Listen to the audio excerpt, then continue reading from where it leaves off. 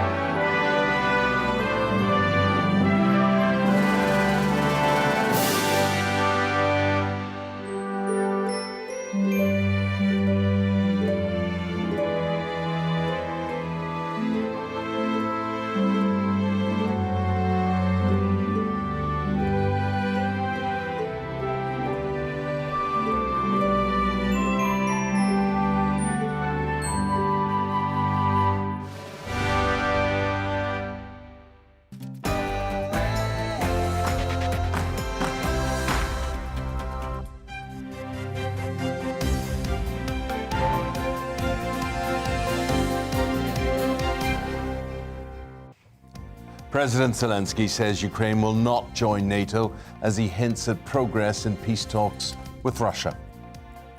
Good morning. It's 6 o'clock on Wednesday, the 16th of March. This is Breakfast on GB News with Eamonn and Isabel.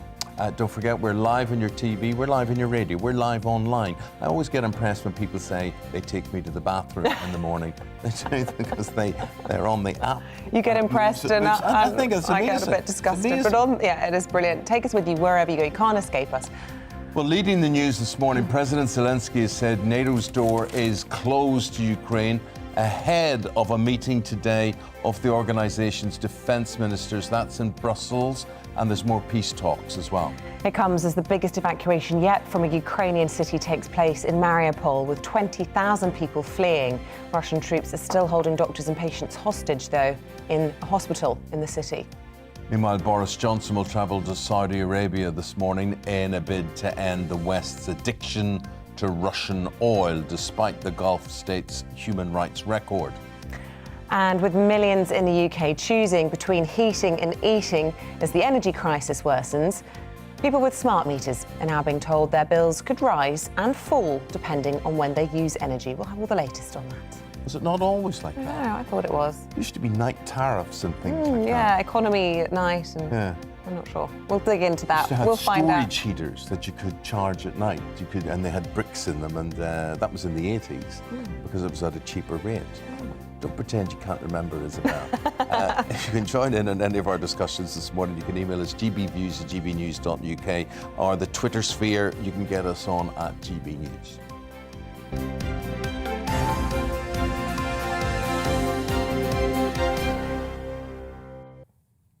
So our top story again today is, of course, Ukraine. It's day 21 of Russia's invasion.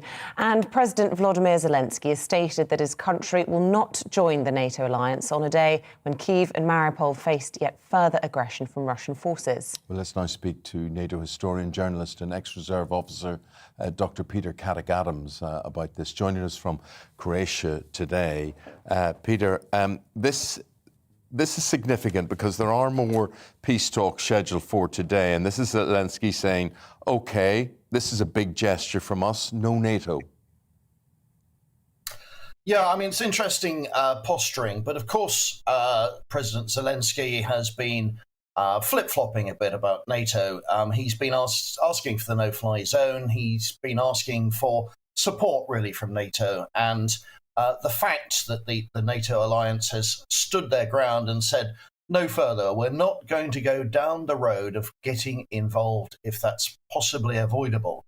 I mean, let's be honest, Ukraine was not going to join NATO before this began, partly because of the state of her economy and the corruption that was rampant through the country, and that hasn't gone away. So even if NATO was on the table, that would take years to implement for Ukraine's own economic situation to be better. So it's easy for the president to say no. And what we've got now are meaningful talks, because it's not just Zelensky. It's the prime ministers of Poland, of the Czech Republic and Slovenia who went on this train through the war zone yesterday. And so he's got some moral support now. And I think it's much easier for him now to face the Russians with three other EU premiers alongside him in the middle of a war zone and say, this is what we want. And it's therefore easy to discard NATO from his point of view because it was never a realistic proposition in the short term. That being said, he also seems quite disappointed or frustrated with NATO. And yesterday he was saying some of the alliance's members had been, what was the word, hypnotised by Russian aggression. And he seems, OK, so he's accepting that he can't join NATO, but he's also, a bit let down by them. Yes, I mean, that's a very good observation to make. And of course, NATO, I think, has probably divided into two camps, half of whom are quite bullish about all the Russian tactics that we've seen employed and really realise that everything that Russia's done, all the threats, all the shelling, all the targeting of hospitals, have really been weapons of terror to try and get Kiev to cave in and to force the West to get Ukraine to cave in as well. And the other half of NATO have said, no, this is the way Russia normally works. Just stand firm. These are bluffs. Russia will never deliver with chemical weapons, nuclear strikes, or anything else.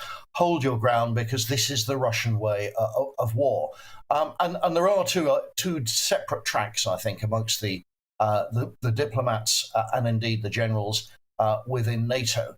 And Zelensky is a very canny politician. I mean, his approval rating at home was very low. It's very high now. And I think the rest of the world has woken up to the fact that comic actor he may have started as, he's actually a very astute man in judging human psychology, and he understands this split. So what he's offering is something that might well be far more acceptable to Vladimir Putin, because the Russians won't negotiate unless they can come away with some kind of sense of a win. And Zelensky is going the extra mile to help them in that direction. I can believe all that. I get all that, Peter. But you also believe that Russia must be running out of ammunition, particularly sort of artillery type stuff. And I sit and go, but you're talking about this massive superpower in the world, and you're telling me they're running out of bombs and bullets? Well, this campaign was scheduled to last for 3 days. Most countries carry a war stock of about 30 days of artillery ammunition. So the rate at which Vladimir Putin's soldiers have been getting their way through, particularly artillery ammunition, has been prodigious, because a lot of their targets have been non-military ones, shelling all these tower blocks, schools, and all the rest of it. So they haven't been making military progress. They've been using a lot of ammunition, and it hasn't got them any further forward. I mean, Mariupol, which is this port city, which has been in the news ever since this began, was a day one objective, and 3 weeks later, it still hasn't fallen. And that says something about the state of the Russian. I always look at conflicts in the Middle East, and you get all these militia in the back of civilian vehicles with guns mounted on them and whatever, and you think, you get the impression, well, they're not real armies. Are you actually saying Russia is doing the same? Well, Russia is bringing in militia, the Syrians, the Chechens, and so on. I mean, this whole thing has been a disaster for Russia. They've been caught short in terms of logistics and manpower. And I mean, the real damage has been done by cruise missiles. And they've launched over 700 of those. Now, 30 were launched at this military base near the Polish border the other day. About 25 were destroyed by anti-aircraft defences, and only 5 got through, or something along those lines. I mean, this is a huge waste of ammunition for not much military gain. And given that Russia was never expecting a long campaign, the Russian forces are running out of ammunition. They're running out of manpower because this is now being brought in from elsewhere. And they're running out of vehicles. I mean, the Ukrainians have been very clever. They've targeted all the Russian logistics vehicles. And we've seen social media evidence of large, long columns of trucks and fuel tankers being destroyed. And there's also been footage of long trains of civilian vehicles coming out of Russia being taken into Ukraine to replace those. And that's not the way a modern army in the 21st century should be operating. So it's been a disaster for the Russians, and they're now trying to find a way out because there's very little prospect of them winning the objectives they wanted on the immediate horizon. That being said, we're seeing Kyiv being attacked. I think we've got live pictures we can show you of the city this morning. And we certainly, you know, maybe President Putin's team miscalculated how long it might take, but it seems as though he's got the stomach to just keep on going, even if his troops are starving and his ammunition takes a long time to replace. That's the live picture of Kyiv this morning.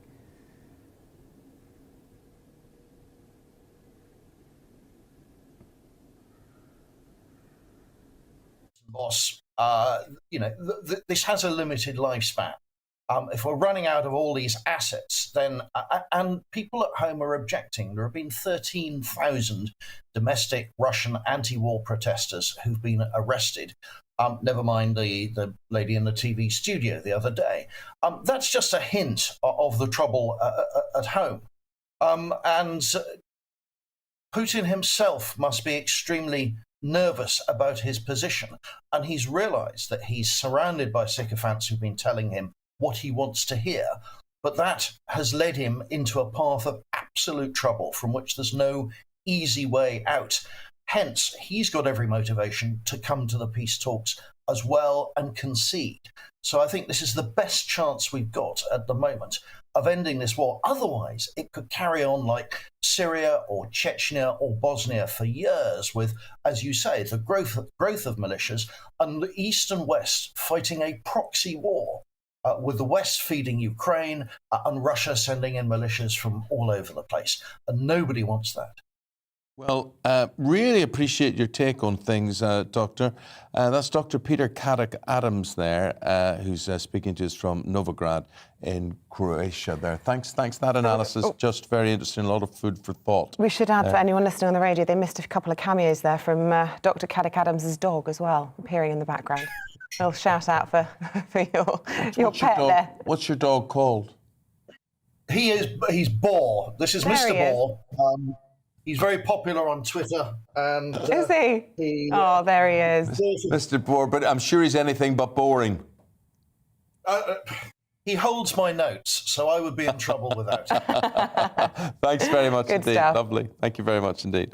Isn't it funny how something like a dog or an animal that people would have diffuses the just situation. humanises. You're talking to somebody, a NATO historian, about very serious life and death situations, but there he is with his pet dog as well. It's nice. I hope your dog's well today. If you have a dog, I'm a great believer in adopt, don't shop with them. There are enough out there to give them, a nice upbringing. Yeah. Here we are with the time at 12 minutes past 6 o'clock.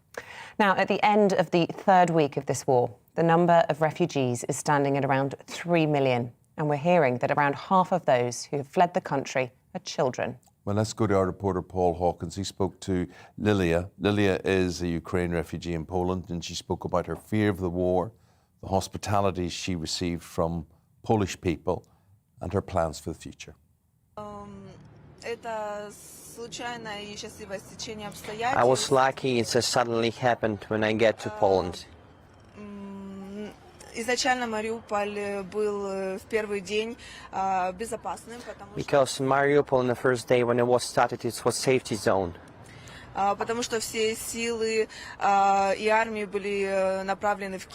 Because all of you Russian troops and armies, they trying to enter Kyiv immediately.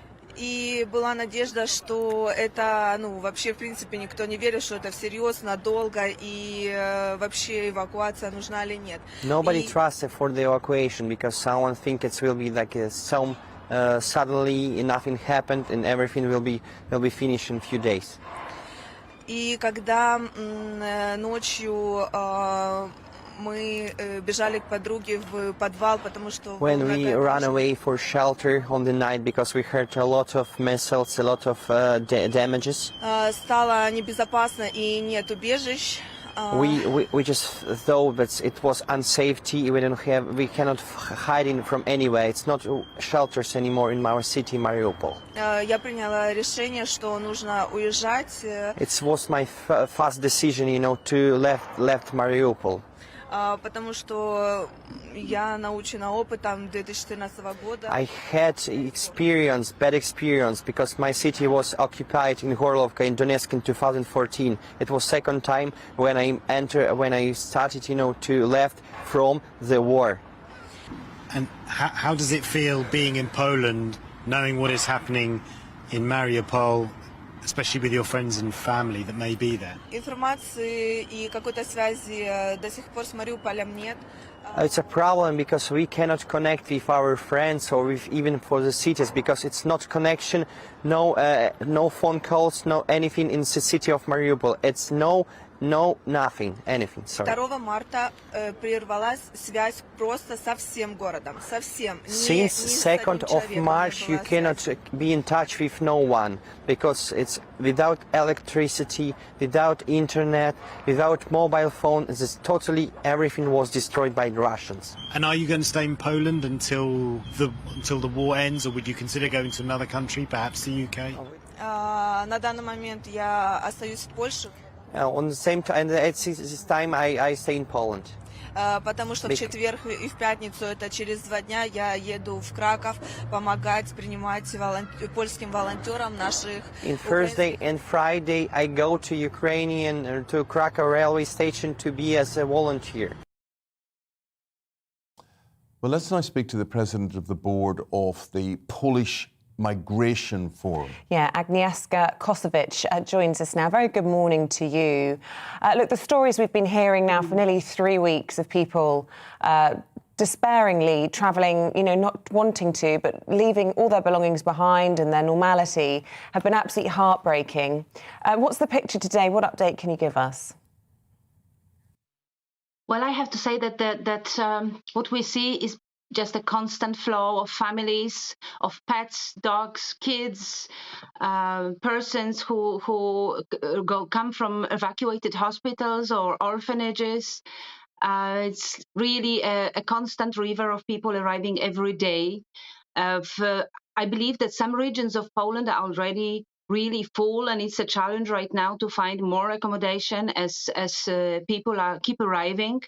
We see an onward movement that is really like a spontaneous relocation, with a lot of countries inviting or offering to bring refugees over to their countries, Germany, France, Greece, others. What we are concerned is that with this number of people, we really need to regularize what is happening. There is a need of more registration.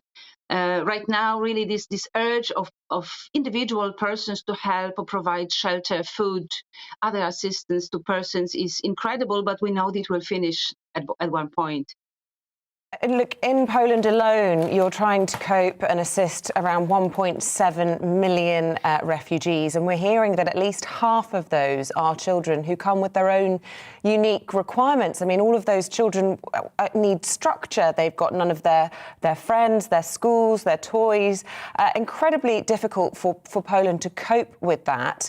What sort of measures are being put in place then for little ones? I guess a lot of good provisions were already installed regarding education, and Polish schools, for example, form extra classes to propose education to the Ukrainian children. Also, online education was made operational yesterday. A new law was adopted that makes it possible for schools to create welcome classes or special classes for children that don't speak Polish language. I guess that on this level of legislation, we are kind of organized and things are working well, but challenges will come with practice because, Polish schools, like any other schools, are not from rubber. So it is definitely a huge challenge now to accept hundreds of schools of children into the school system.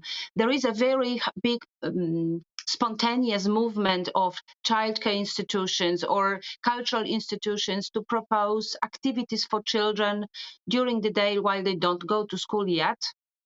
And very many individuals do run workshops, classes, just possibilities to spend time peacefully and safely during this time. We observe that a lot of children arrive ill or we do have in touch families with oncologically ill children or children with disabilities. And at the scale that we are facing now, this is a huge issue to address the needs of those children. Agnieszka, so many issues rise. Everybody tries to do good and we all want the best, but there's a lack in times like this of regulation, of supervision, not maybe as tight as it could be, and that must lead to exploitation. Are you worried about the safety? I'm looking at those children, innocence written all over their faces, and I'm thinking of women, because we were saying these refugees are women and children, by and large. But is women's safety, is children's safety an issue for you in all forms? I don't think so. While I very much welcome my own nation's, response to what is happening and this great heart and openness, at the same time, we have to be aware that we are not a nation of saints, and there will be, for sure, hazards and risks for the women and children out there. I visit myself the train stations or places of accommodation, and I do see many dangerous situations, and for example access of persons that are not monitored, checked, or trained to provide this assistance. We do see children running around without supervision around the train stations. We see children that are lost. We see many single mothers, or of course, but also single women or teenagers. So this uncontrolled movement that is happening kind of for sake of speeding up the processes, I think it does now. Even see yet all the mental scars, but I think that'll be something to deal with in the years ahead. Agnieszka Kosovic, really good to get an update from you. Thanks for coming on the programme. Thank you. 6:20 is the time. Coming up, our security editor Mark White analyses the state of Britain's defence spending after the weather. Good morning, I'm Alex Deakin with your latest weather updates. A much cloudier day today for most, and there'll be some wet weather around as well, but it will be a brighter day for Western Scotland and Northern Ireland. This weather front brought the rain through the course of Tuesday evening, but it's since been slipping southwards and being joined by another one pushing up from the south. And as they come together, they're going to bring quite a wet spell over some parts of England and Wales. Not everywhere seeing the wet weather today, but where we do see it could be on the heavy side, parts of the Midlands, southern England, and then slowly drifting over parts of eastern England also. In Wales, it should turn a little drier through the day and certainly brightening up across much of Scotland, Northern Ireland. Some sunshine here, just a few showers across the far northwest. A cool feeling day, 8, 9, 10 Celsius. Still quite mild across England and Wales, although temperatures not as high as yesterday and obviously not feeling all that pleasant with the wet weather, which, as I said, could be quite heavy and is likely to linger well into the evening over the East Midlands, parts of eastern England, before slowly heading out into the North Sea. Behind it, we'll have clear skies overnight, so a hint of blue on the chart. We will see a frost, certainly in many rural areas, towns and cities, perhaps just about staying above. But a cold start to Thursday, but a cracking start, if you like, sunshine. A fine day to come for much of southern and eastern England. But elsewhere, the cloud will increase. Some showery rain for Northern Ireland, western Scotland during tomorrow morning. That spreads into northeast Scotland and leaves a little bit of rain come the afternoon over northwest England, maybe North Wales, but not amounting to much. Mixture of sunshine and showers in the afternoon across Scotland. As I said, the south and east of England generally staying dry and temperatures back up to 15, 16 degrees, 12 or 13 in Glasgow and Edinburgh. And look at this, if you like spring sunshine, there is plenty more to come as we go through Friday and into the weekend. It will be quite windy in places, but temperatures jumping up into the mid-teens.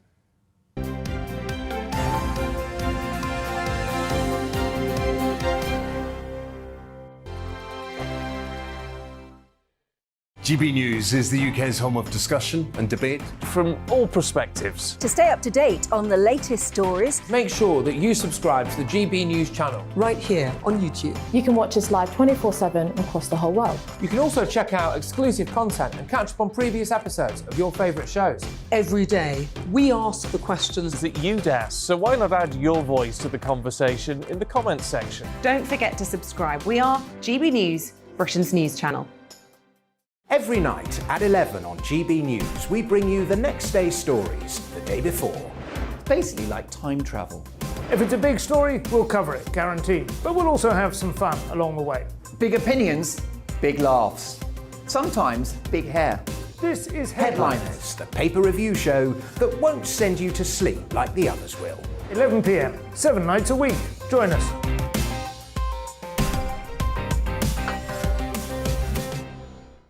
Hello there, I'm Eamonn Holmes. And I'm Isabel Webster.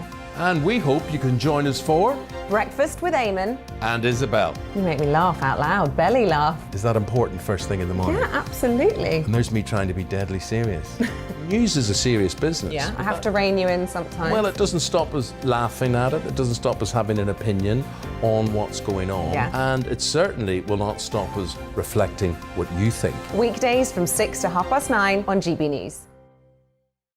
I'm Dan Wootton. Join me Monday to Thursday from 9 to 11 for the feistiest and most fun news debate on TV, where free speech reigns. I'll bring you a sharp take on the day's biggest stories, bombshell newsmaker interviews, and A-list guests. And I guarantee you, no spin, no bias, no censorship, and no reason to go to bed. That's Dan Wootton tonight, Monday to Thursdays from 9 on GB News.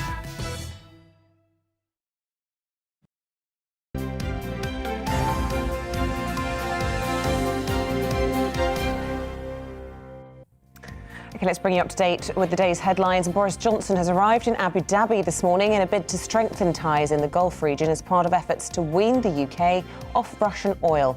It says both the UAE and Saudi Arabia are under scrutiny for their records on human rights, just days since Saudi Arabia carried out the largest mass execution in the kingdom's modern history. And just to inform you, oil has gone below $100 per barrel for the first time in 2 weeks as well. The government is also to set out a series of proposed green goals later today. Ministers are publishing proposals for legally binding targets for air quality, water, wildlife, and resource efficiency, waste reduction. This is under the Post-Brexit Environment Act. The Met Police have designed new forensic technology to help identify murder suspects more quickly. The infrared camera will be able to detect specks of blood on dark clothing in a matter of seconds. It'll be resulting in some crucial evidence. 5 firms have been described as predatory for targeting the elderly and vulnerable with more than 750,000 marketing calls. Now, we want your views on this. If you've been affected by this, get in touch with us today at GB News.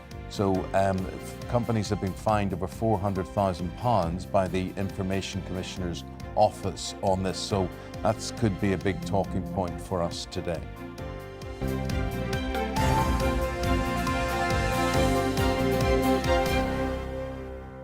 You see, for me, I thought that was a thing of the past because so many people just use their mobiles, but there is a whole generation who, still rely on their landlines. Course, yeah. And I just think of our local barber in the little part of London where we live. He's been there for 40 years. And whilst he's cutting my children's hair, his phone's just constantly ringing. And he's so stressed out by it. He's going, "Oh, I've told you before, leave me alone," shouting down the phone.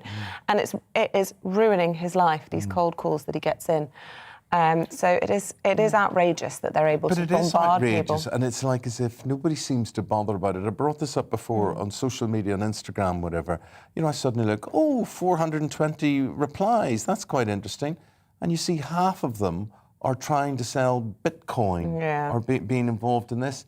And you just think, bog off, basically. Exactly. It's just horrible. It's hideous. And for older people who can be confused, who are not technologically, what's the word? Savvy. Savvy is the best word. That's what I'm here for all day. I'm just getting forgetful as I get older now. But, it really is hideous. Although my mother's brilliant.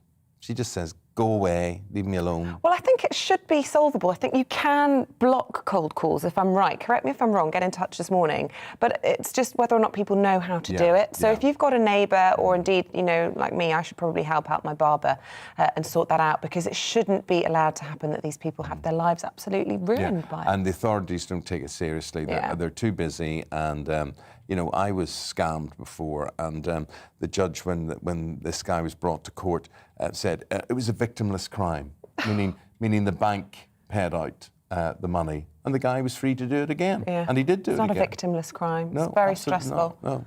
Well, the former head of the British Army has told us that the UK defence spending must increase by around £10 billion a year to help counter the threat from Russia. So General Lord Dannatt said the Ministry of Defence should also consider buying some equipment off the shelf from countries like the United States instead of embarking on often delayed and hugely expensive domestic development programmes. Our security editor, Mark White, will now take a look at the state of UK defence and the likelihood of any additional funding in the Chancellor's spring statement next week.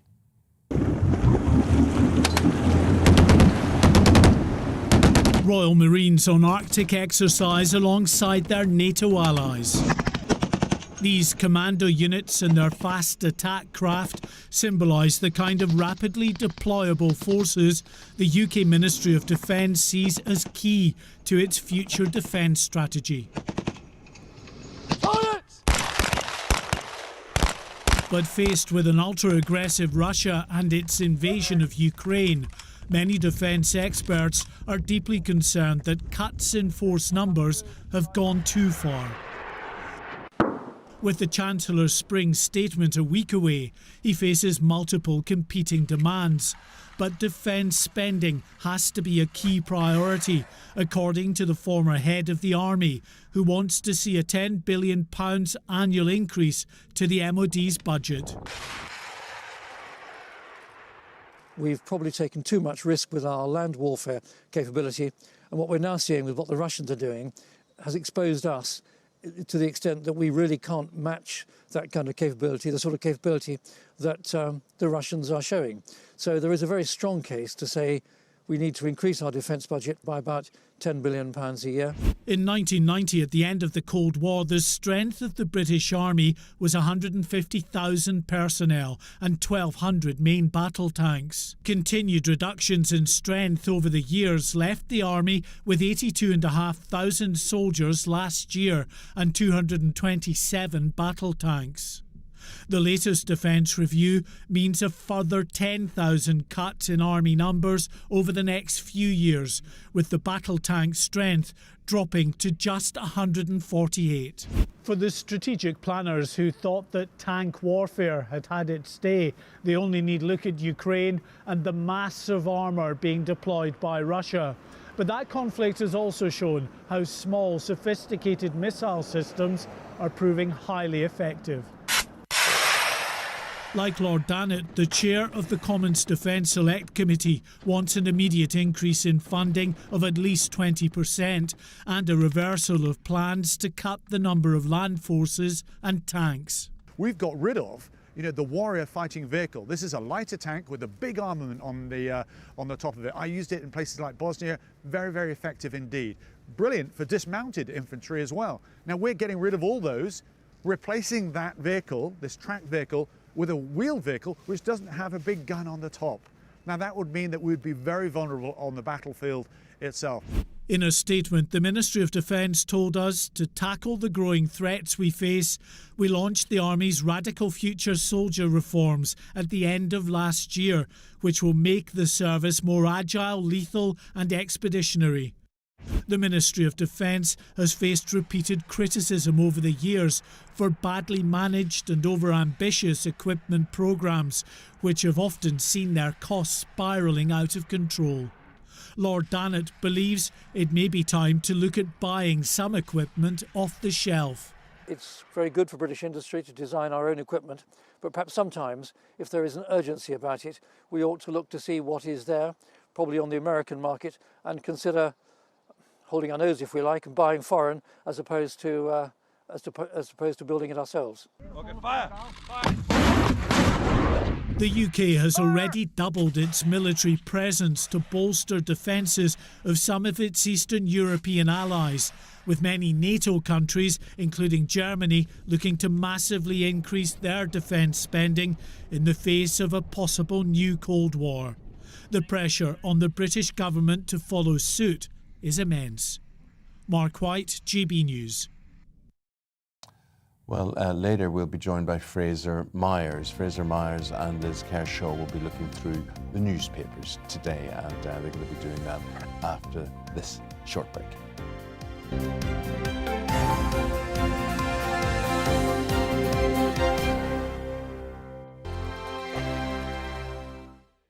GB News is the UK's home of discussion and debate from all perspectives. To stay up to date on the latest stories, make sure that you subscribe to the GB News channel right here on YouTube. You can watch us live 24/7 across the whole world. You can also check out exclusive content and catch up on previous episodes of your favourite shows. Every day, we ask the questions that you'd ask, so why not add your voice to the conversation in the comments section? Don't forget to subscribe. We are GB News, Britain's news channel. Every night at 11 on GB News, we bring you the next day's stories the day before. It's basically like time travel. If it's a big story, we'll cover it, guaranteed. But we'll also have some fun along the way. Big opinions, big laughs. Sometimes big hair. This is Headliners, the paper review show that won't send you to sleep like the others will. 11 p.m, 7 nights a week. Join us.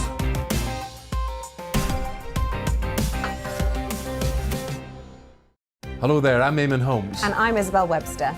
And we hope you can join us for Breakfast with Eamonn and Isabel. You make me laugh out loud, belly laugh. Is that important first thing in the morning? Yeah, absolutely. And there's me trying to be deadly serious.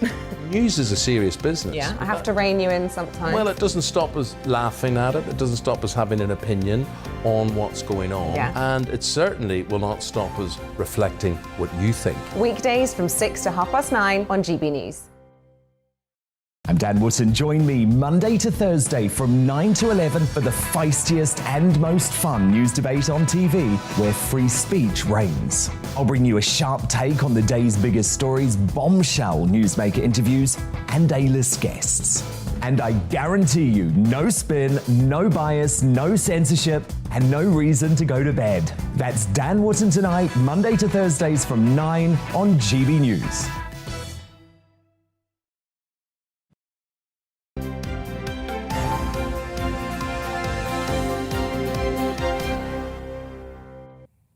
.35 is the time. Front pages on this Wednesday look like this. Here's the Telegraph. It's leading on Zelensky's statement rejecting Ukraine joining NATO. He says the peace talks with Russia are getting more, in inverted commas, realistic. We'll be talking about that very shortly. The Mirror condemns Boris Johnson for his overtures to the Saudis, calling the talks deals with another devil. The Guardian leads on Ukraine's concessions as Russian airstrikes batter the capital, Kyiv, as well as the hopes of freedom for the British-Iranian dual national Nazanin Zaghari-Ratcliffe after 6 years of an imprisonment. I should say we will be speaking to her MP a little bit later on in the programme. Here's the Daily Mail describing the court ordeal of the Russian journalist who protested over what they're terming Putin's war, live on TV. The Eye claims that the Kremlin's going to change their invasion tactics in the face of fierce Ukrainian resistance. The Express describes the war as hell on earth as the civilian death toll soars.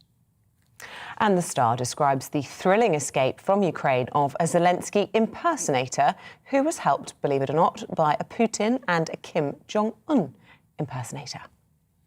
Well, of course, during the Second World War, there were multiple Hitlers, there were multiple Churchills, there were multiple Montgomerys. Yeah. So that was... Yeah, there are lots of theories. But you wouldn't really want that job. Wouldn't want that job, no. Yeah, people it's all very well being a lookalike Kate and going to the races or something, but it's quite different being a lookalike Putin. That'll happen to you today at the races. Oh, I doubt. You're going to say, there's the Duchess of Cambridge there coming through. Liz Kershaw is here to talk about the papers, and Fraser Myers, the deputy editor at Spiked, is here as well. Very good to see you both. And overtures from President Zelensky regarding the NATO membership. He's saying, look, it doesn't have to be. Yes, I'm just a decoy. The real Liz Kershaw's still in bed. Well, it is being seen as a glimmer of hope for conciliation and arbitration. President Zelensky is now saying we have to his people, we have to get real guys. We're not going to be joining NATO, and that's seen as handing perhaps an olive branch to the Russians. You know, we'll edge in further together, perhaps to reach an agreement. and it's been quite offbeat about a ceasefire deal, and it said maybe no later than early May, we could have a peace agreement. We're at the fork in the road. There will either be a peace deal struck very quickly within a week or two, with troop withdrawal, or there'll be an attempt to scrape together, some say, Syrians round 2, mid-April, late April. So everybody's clutching at straws, aren't they, for a glimmer of hope that... The trouble is that's assuming Putin's rational, isn't it? And that's assuming that he will take an olive branch. It's so impossible to know what he's thinking, what he wants, really. Well, he stated that one of his reasons for invasion was that Ukraine was joining NATO. So if that's taken away, what will his response be? Will it be logical? Fingers crossed. Yeah, and there's no question that kind of NATO expansion has played a big role in this crisis. Obviously, it's not an excuse for invading Ukraine, of course, but it has stirred up tensions in the region. So anything that can reduce those tensions might be a good thing. Ultimately, it's got to be up to the Ukrainians to decide, whether they want to join NATO, whether they want to join the EU, and we should back them in whatever decision they make. But it's also clear that this is, Ukraine joining NATO is completely intolerable to Russia. And it's still in the balance whether Estonia, Latvia, Finland will join NATO, because that's mooted, and Finland was talking about that this week. So they're on the border with Russia. Would that provoke him as well? Yep. Yeah, that's well, if the aim of this was to push back NATO expansion, it's probably failed because it's encouraged these states to want to join. Fraser, let's talk about the Kyiv siege. It's under a curfew at the moment, a 35-hour curfew, I think, but it really does seem as though the attacks on the city have really started ramping up. Yeah, so last night we had one of the first inner-city air missile attacks on Kyiv. So, things are really starting to get hairy. On the other side, however, we've seen this is a city in defiance. We've seen the bravery of people standing up for their country against Putin's invasion, and that really is something stirring, something to celebrate. We've all been incredibly overwhelmed by how brilliantly people have defied this invasion in Ukraine, how ordinary people have, stepped up to the task of defending their homeland. Yeah, I was thinking about the words Zelensky's wife was saying that I won't be crying tears when the Russians invade, my city. She said, my children will be looking at me. I'll be standing beside my husband. And that kind of bravery is so inspirational. But the thing about this, Fraser, is that you just can't sort of do this and then go about your ordinary work. Or, okay, the war's over, let's all carry on and rebuild. I was at a football match on Sunday, and a number of flares were let off, massive bangs. And because of my upbringing, I know what a bomb sounds like and you know what shots sound like and whatever. And it was massive. You have a reaction with it. It stays with you. It does not go away. What these people have witnessed, what they've gone through, nobody should have had to go through. Absolutely. And, even if we have a peaceful resolution to the current conflict, I mean, the tensions are going to be there for a very long time. The feeling that the Ukrainians have just been so hard done by it's an outrageous what has happened to them. Well, the damage, those satellite images yesterday where you could see the extent of the damage to the country. We were all naturally and rightly horrified by Grenfell Tower, but there were like half a dozen of those ablaze. Yes. Yesterday, that puts it in perspective, doesn't it? The flames leaping out, and you're thinking, and some woman had managed to dive to the floor below and crawl through a neighbour's flat and then find a stairwell at the end. Imagine lying in your bed and that happened. I get twitchy. Yes, it's ridiculous, but I was sitting in the garden, the birds were tweeting, the sun was shining, and I thought that more than one helicopter thundered over, in a space of a couple of hours, and I was like, what's going on, It does make you feel... Yeah, it really does. Grateful for what we've got. It's all going on. OK, Putin, there was a plan A, there was a plan B. Where are we at now? Right, well, 3 million people have now fled, and this is what's been described as third phase violence, designed to bludgeon Ukraine into submission with disproportionate violence. What kind of species are we? All animals fight over territory and fight for mates and fight for food, but this... Anyway, it's said that he might now be relying on mercenaries who are more likely to commit atrocities, and because Ukraine, I was thinking, how big is Ukraine? How far away is Kiev? So I Googled it yesterday, and it's 1,500 miles, 1,700 miles from Dover to Kiev. Just thinking of people trying to make the escape. It's 700 miles across the Ukraine. It's not the size of France, I was told. Well, from Dover to Marseille is 800 miles. Right, OK. And from Dover to Warsaw is about that, but then Kiev's beyond that. But anyway, so what this is saying is that his ground plan has failed, you know, sort of conventional warfare with tanks and snipers and bullets. And what he's going to do now is try and completely obliterate Ukraine's supply lines using more surface-to-air missiles and just obliterate the place. The only place he might actually try and advance on with his tanks and his ground troops is the port of Odessa, which is strategically significant. But basically, he's going to do what they did to Aleppo in Syria, and as we saw, just completely destroy. We talk about Crimea and all you know, Boris Johnson yesterday saying we had an opportunity missed there. We should have done something there. But Aleppo again, barrel bombs, chemical weapons. Yeah, the children frothing at the mouth. Do you remember those images? Yeah, it's as if that was a dress rehearsal for what we're seeing now. Yeah. I mean, it's pretty extraordinary, isn't it? I mean, the barbarism is just, you know, going times 1,000 at this point. It's worth remembering as well. I mean, this is obviously a sign of failure, a failure to complete the mission as intended. Back at the beginning of this war, US intelligence was saying that Kiev would be taken within 48 hours. Now this war is running into weeks, and that's in part down to the incredible resistance of the Ukrainians. But I think also Putin believed his own hype. He believed that, he believed his own propaganda, essentially. He believed that he could waltz into Ukraine, into Kiev, and people would feel liberated. I mean, it's just crazy to think about that. Here's another consequence of this. This is front page of The Sun.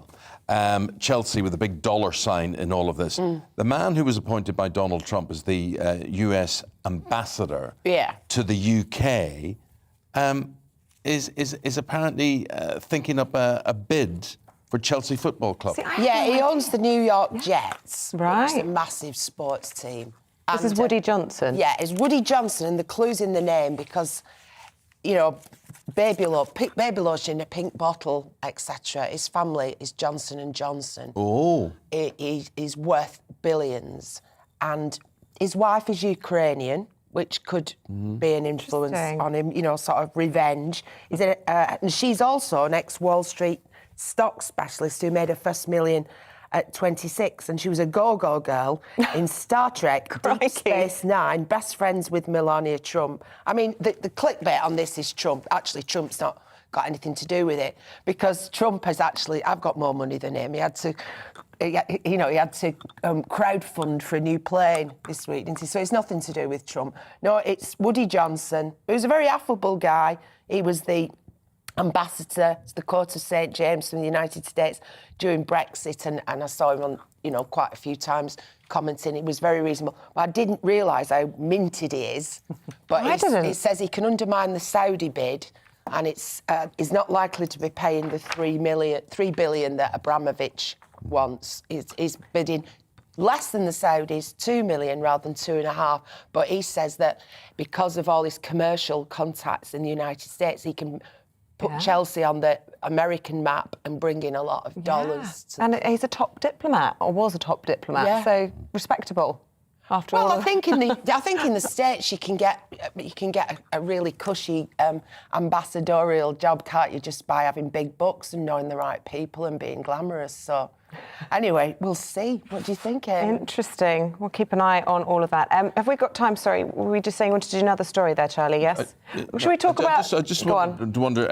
Are you, Fraser? Are you a football fan? No, I'm not. No, are you a football fan, Liz? I'm kind of love Liverpool a bit. But you see, the thing is, love. I think you have to love a club. Fans love a club. They want an owner to love a club. And the American models often Man United. Man United. Well, I can't possibly. No, I'm not. The other clubs are available to American Is that a sore owners. spot there? That is. But I would have to say that there is a model that applies in the United States, but does not necessarily apply here. For instance, they don't like relegation. Yeah. They don't like the idea that, you know, that you... It's a winning machine, it has to be. Yes, it has to stay there, and that's the nonsense. I mean, I find most American sport a nonsense. I find American football one of the most boring things ever. Baseball, what's that all about? And those costumes that they wear. I mean, it's ridiculous. I've never watched a minute of it in my life. Been to a baseball game, you don't actually watch any baseball. You eat. It's all just distractions. Yes. Yeah, I had a great time at the Dodgers in LA because it's all the organ plays. Every time something happens, there's an old woman on an organ. Sounds like Monty Python. And you all sing, "Take me out to the ball game," and there's chucking hot dogs and bags of peanuts. Oh, yeah, and there's a match going on. Cheerleaders. All the rest It's basically about spending money. It's about eating, and it's about drinking, and it's about getting fat. With ADHD, basically. Yeah. No, it's quite Sounds awful. Guys, going to see you again in about 45 minutes. Thank you very much indeed, Liz and Fraser there. Headlines are shaping up like this on this Wednesday morning. The Public Accounts Committee's criticised NHS England's performance as it warns cancer treatment is declining and general waiting lists will grow over the next few years. The NHS hasn't met the 18-week target for people to receive planned treatment in England since February 2016. Older people with low levels of vitamin B9, also known as folate, have a higher risk of dementia. A new study shows a deficiency in the nutrient found in liver, crab meat and green leafy vegetables can also lead to premature death. Well, who's ever said to you that you're low on B9? I don't Nobody. know. I was also wondering what we were looking at, and then I realised we were talking about crab meat. Yeah. But this is actually what you saw. Yeah, that was there you go. crab I was meat. like, oh. But you know, it's like when I went to get my vitamin D test years ago, and they said, "Oh, your vitamin D is 4.7 or something." I said, "Is that good or bad?" And they said, "Well, it should be around 350." So basically, I had no vitamin D.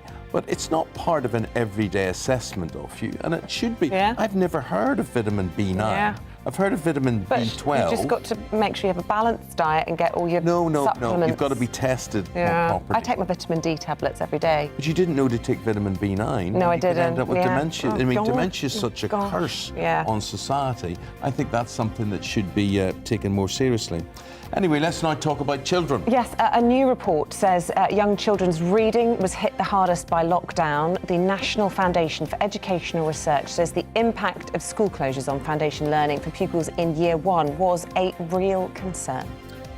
The price of US and Brent crude oil, the global oil benchmark, has fallen below $100 per barrel. That's for the first time in weeks. The Royal Automobile Club says this has led to it costing more than £90 to fill up an average family car. Question is, will the price at the pumps drop? And if so, how quickly?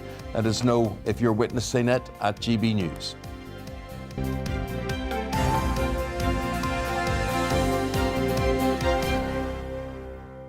OK, we're going to talk about Hong Kong now, because the human rights situation there is continuing to deteriorate as a founder of the UK-based NGO Hong Kong Watch has been threatened with life imprisonment. The Security Bureau have accused the group of interference and said the law applies worldwide. Hong Kong's national security law, which was passed 2 years ago, has been utilised to silence dissent against the People's Republic of China. Well, the co-founder of Hong Kong Watch and a conservative human rights campaigner, Benedict Rogers, joins us now. So you, a London-based British citizen, have been threatened with life imprisonment for your work exposing human rights failures. Extraordinary. It is extraordinary, absolutely. They gave us 72 hours to take down our website, which, of course, we're not going to do. And they've said... Who has given you 72 hours? Who?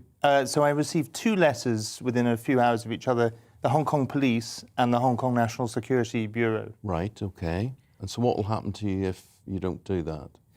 Well, in theory, they say that I could face a fine of up to £10,000 and anything between 1 year and life imprisonment. That's if you go back to Hong Kong? It's if I go back to Hong Kong, or, of course, if they find a way of having me extradited. So I have to be careful where I travel. I Right, guess. so I mean, this sort of behaviour from the Chinese authorities, it's standard fare, isn't it, in a dictatorship?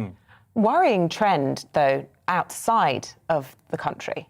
Absolutely. The national security law, when it was imposed on Hong Kong, has a clause of extraterritoriality, but I never thought actually in practice they would invoke it.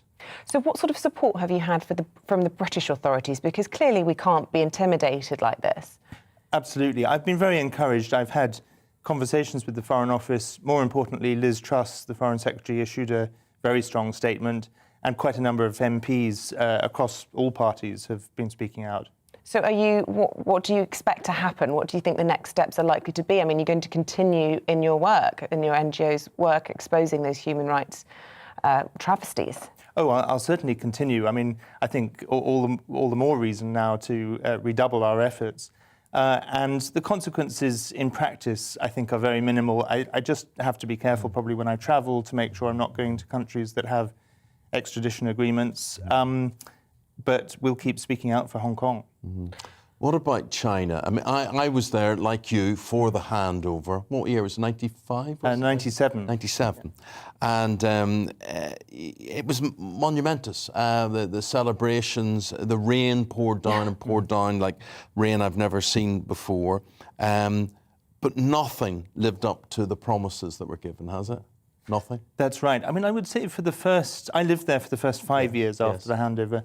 And for those years, and maybe the following five years, one country, two systems did remain intact, and the Chinese did keep their promises. But in the last 2 years, why did it change? That's what I'm saying to you. Well, I think it's particularly under the leadership of Xi Jinping, where he has intensified repression both in China and extended it to Hong Kong, and he's torn up the international treaty that China had signed, promising to protect Hong Kong's autonomy and freedom. So we see what Russia has done when left unchallenged. Can we do anything against China?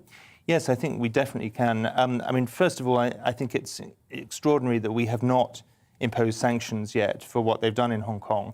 And if they're allowed to get away with what they've done to Hong Kong with impunity, they will just be emboldened to be even more repressive at home and aggressive abroad. So we should sanction them, we should withdraw British judges from Hong Kong courts, and we should be working with allies to look at other things we can do. It's interesting, you know, you're talking about being there at the handover, and the last colonial governor, Chris Patten, who's obviously, I think he's a member of your NGOs, right. and he said in a statement, this is another disgraceful example of Mr. Putin's friends in Beijing and their quislings in Hong Kong trying not only to stamp out freedom of expression and information, but also to internationalise their campaign against evidence, freedom and honesty, making that link then between what's happening in Russia and China. Do you think the timing of this action is linked to what's going on in Russia?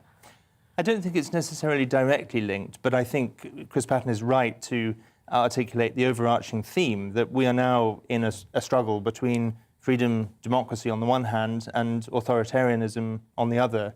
And alongside Russia, China is clearly the major opponent in that battle.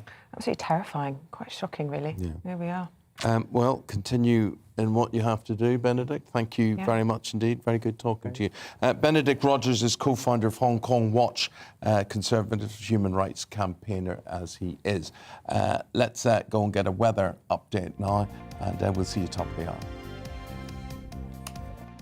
Good morning, I'm Alex Deakin with your latest weather updates. A much cloudier day today for most, and there'll be some wet weather around as well, but it will be a brighter day for Western Scotland and Northern Ireland. This weather front brought the rain through the course of Tuesday evening, but it's since been slipping southwards and being joined by another one pushing up from the south. And as they come together, they're going to bring quite a wet spell over some parts of England and Wales. Not everywhere seeing the wet weather today, but where we do see it could be on the heavy side, parts of the Midlands, southern England, and then slowly drifting over parts of eastern England also. In Wales, it should turn a little drier through the day and certainly brightening up across much of Scotland, Northern Ireland. Some sunshine here, just a few showers across the far northwest. A cool feeling day, 8, 9, 10 Celsius. Still quite mild across England and Wales, although temperatures not as high as yesterday and obviously not feeling all that pleasant with the wet weather, which, as I said, could be quite heavy and is likely to linger well into the evening over the East Midlands, parts of eastern England before slowly heading out into the North Sea. Behind it, we'll have clear skies overnight, so a hint of blue on the chart. We will see a frost, certainly in many rural areas, towns and cities, perhaps just about staying above. But a cool start to Thursday, but a cracking start, if you like, sunshine.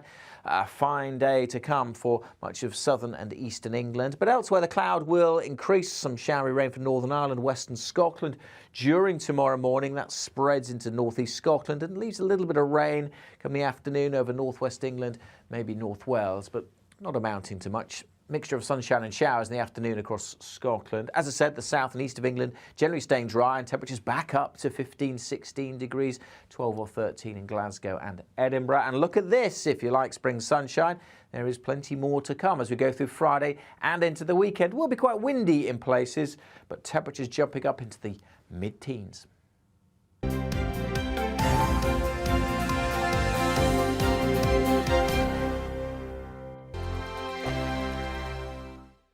GB News is the UK's home of discussion and debate from all perspectives. To stay up to date on the latest stories, Make sure that you subscribe to the GB News channel. right here on YouTube. You can watch us live 24/7 across the whole world. You can also check out exclusive content and catch up on previous episodes of your favourite shows. Every day, we ask the questions That you'd ask, so why not add your voice to the conversation in the comments section? Don't forget to subscribe. We are GB News, Britain's news channel. Every night at 11 on GB News, we bring you the next day's stories the day before. Basically like time travel.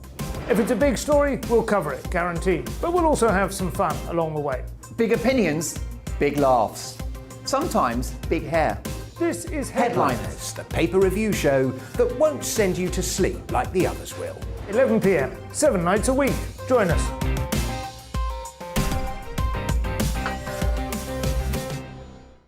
Hello there, I'm Eamonn Holmes. And I'm Isabel Webster. And we hope you can join us for Breakfast with Eamonn. And Isabel. You make me laugh out loud, belly laugh. Is that important first thing in the morning? Yeah, absolutely. And there's me trying to be deadly serious. News is a serious business. Yeah, I have to rein you in sometimes. Well, it doesn't stop us laughing at it. It doesn't stop us having an opinion on what's going on. Yeah. And it certainly will not stop us reflecting what you think. Weekdays from 6 to 9:30 on GB News. I'm Dan Wootton. Join me Monday to Thursday from 9 to 11 for the feistiest and most fun news debate on TV, where free speech reigns. I'll bring you a sharp take on the day's biggest stories, bombshell newsmaker interviews, and A-list guests. And I guarantee you, no spin, no bias, no censorship, and no reason to go to bed. That's Dan Wootton tonight, Monday to Thursdays from 9 on GB News.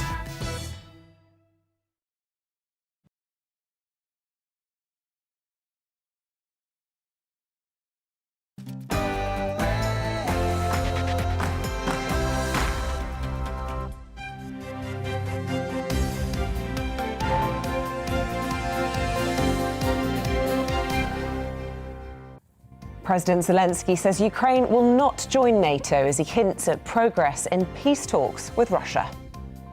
Hello there, very good morning to you. 1 minute past 7 on this Wednesday, the 16th of March. You're listening and watching Breakfast on GB News with Eamonn Holmes and Isabel Webster. We're live on your TV, your radio and online, and this is what's leading the news this morning. President Zelensky has said NATO's door is closed to Ukraine ahead of more peace talks with Russia and a meeting of NATO defence ministers in Brussels today. It comes amid the biggest evacuation yet from the Ukrainian city of Mariupol, with 20,000 people eventually fleeing. Russian troops are still holding doctors and patients hostage in a hospital in the city. Meanwhile, Boris Johnson will travel to Saudi Arabia, has travelled to Saudi Arabia this morning in a bid to end the West's addiction to Russian oil, as he puts it, despite the Gulf state's human rights record. And don't forget, we'd love for you to get in touch with all of our discussions on the programme. You can do so by emailing gbnews@gbnews.uk, or you can use Twitter @GBNews.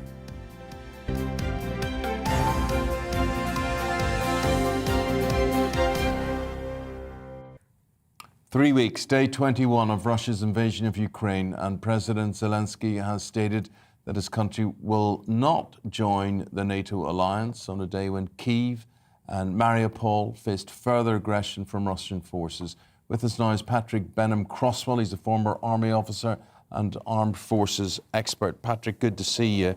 Thank you. Where are we at all 3 weeks in? I think Putin, obviously, Plan A didn't work. Plan B is progressing, and I mean the nature of combat is that you have a plan, but the enemy has a plan, and then you fight it out. He's now surrounded Mariupol, and he's got that under siege. He's captured pretty much Kershaw. He's got operations going on around Kharkiv, and obviously is trying to encircle Kyiv. I think.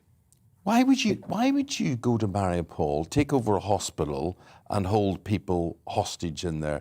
I mean, that just sounds to me like trouble. As a military man, would you not say, why am I nursemaiding a lot of people in hospital? You wouldn't really want it as a target, would you? I don't think he's looking at it like that. You know, this is about maps, about control, territory, about tying up Ukrainian forces and then releasing your own forces. So if you can get Mariupol to fold, then he gets a bunch more forces who've actually won something and therefore their morale's quite high, who he can then throw into the battle for Kyiv. And I think that's what he's going to be doing for most of this week, is trying to amass sufficient force to then fight what will be the crucial battle of this war, which is the Battle of Kyiv. And I want to come on to Kyiv in a minute, but just staying with Mariupol, I mean, how surprised are you, given how we've been hearing for day after day about how apocalyptic the conditions are, seeing pregnant women giving birth and then dying, hospitals being bombarded, people being cut off, electricity, no water, that it hasn't fallen? Extraordinary. Well, President Putin comes to St. Petersburg, or Leningrad as it was. The Second World War, the siege of Leningrad lasted 881 days. And the bad news for the people in Mariupol is, you know, if you like, that's the standard you've got to get to, because if you can do that and hang on in there somehow, then Putin can't have Kyiv, and then the negotiation takes that, you know, will be a better position for Ukraine. No, being besieged has never been fun from whenever siege warfare was invented by probably the Sumerians in 2000 BC. Which brings us to the negotiating table, doesn't it? And, you know, what's on offer? Zelensky now saying, OK, the NATO thing, we can make it go away. Russia, though, will say, right, well, we don't want any weapons, we don't want any nuclear proliferation in your country and whatever. What's the give and take? What do you think's achievable?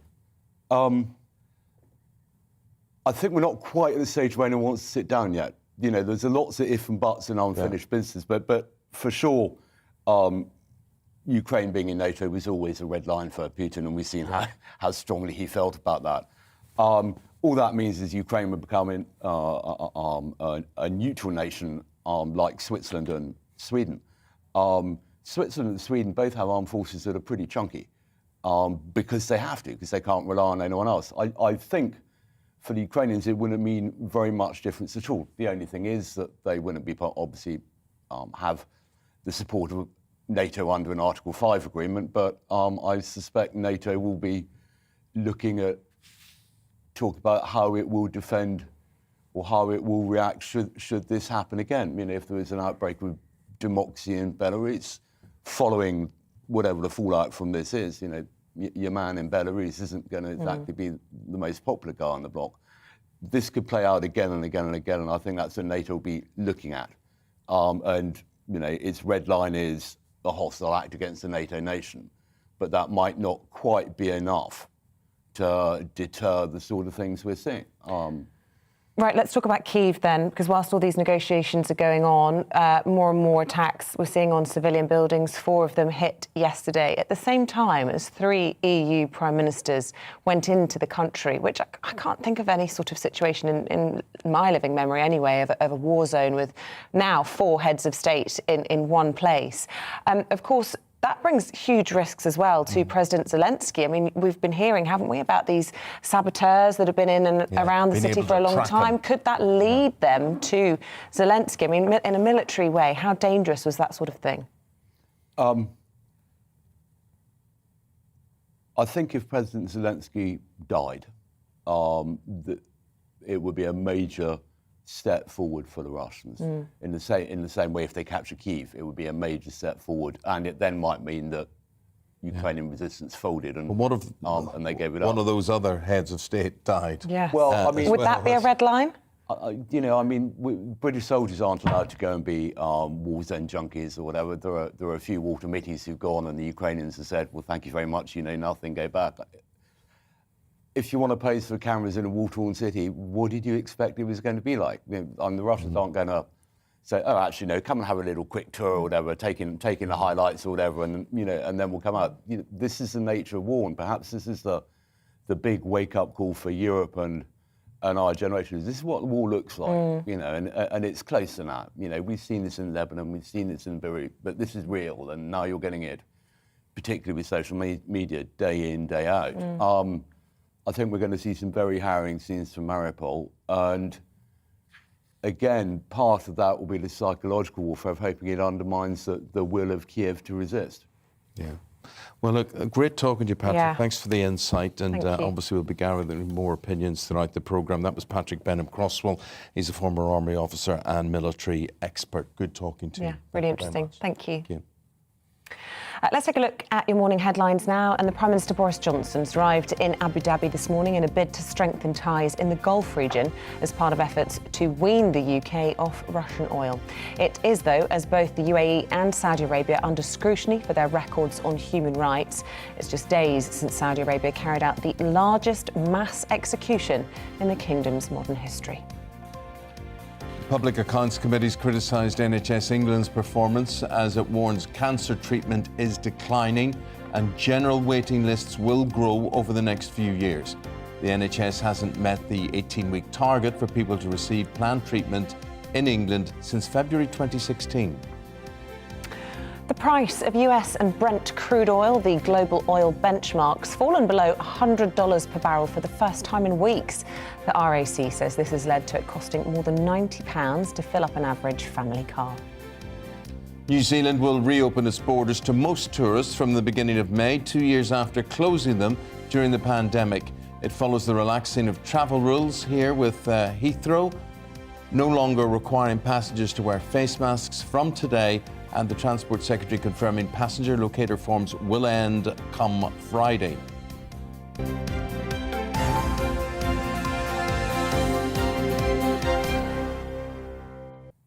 OK, 7:10. Let's take a look at defence spending now. The former head of the British Army has told GB News that UK defence spending must increase by around £10 billion a year to help counter the new threat from Russia. That was General Lord Dannett. He said the Ministry of Defence should also consider buying equipment off the shelf from countries like the United States instead of embarking on often delayed and hugely expensive domestic development programmes. Here's our security editor Mark White, who's taken a look at the state of UK defence and the likelihood of any additional funding in the Chancellor's spring statement next week.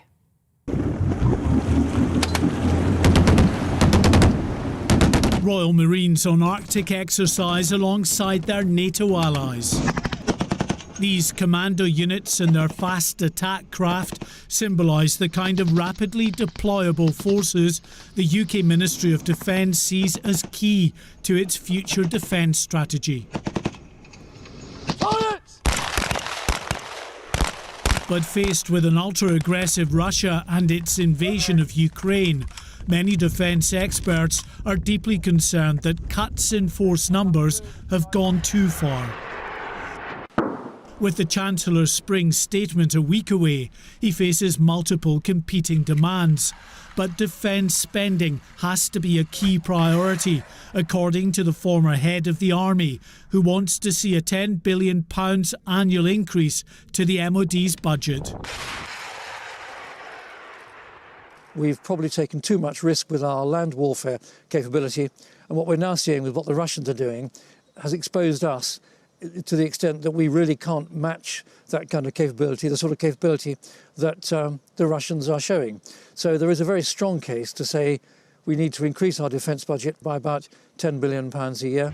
In 1990, at the end of the Cold War, the strength of the British Army was 150,000 personnel and 1,200 main battle tanks. Continued reductions in strength over the years left the Army with 82,500 soldiers last year and 227 battle tanks.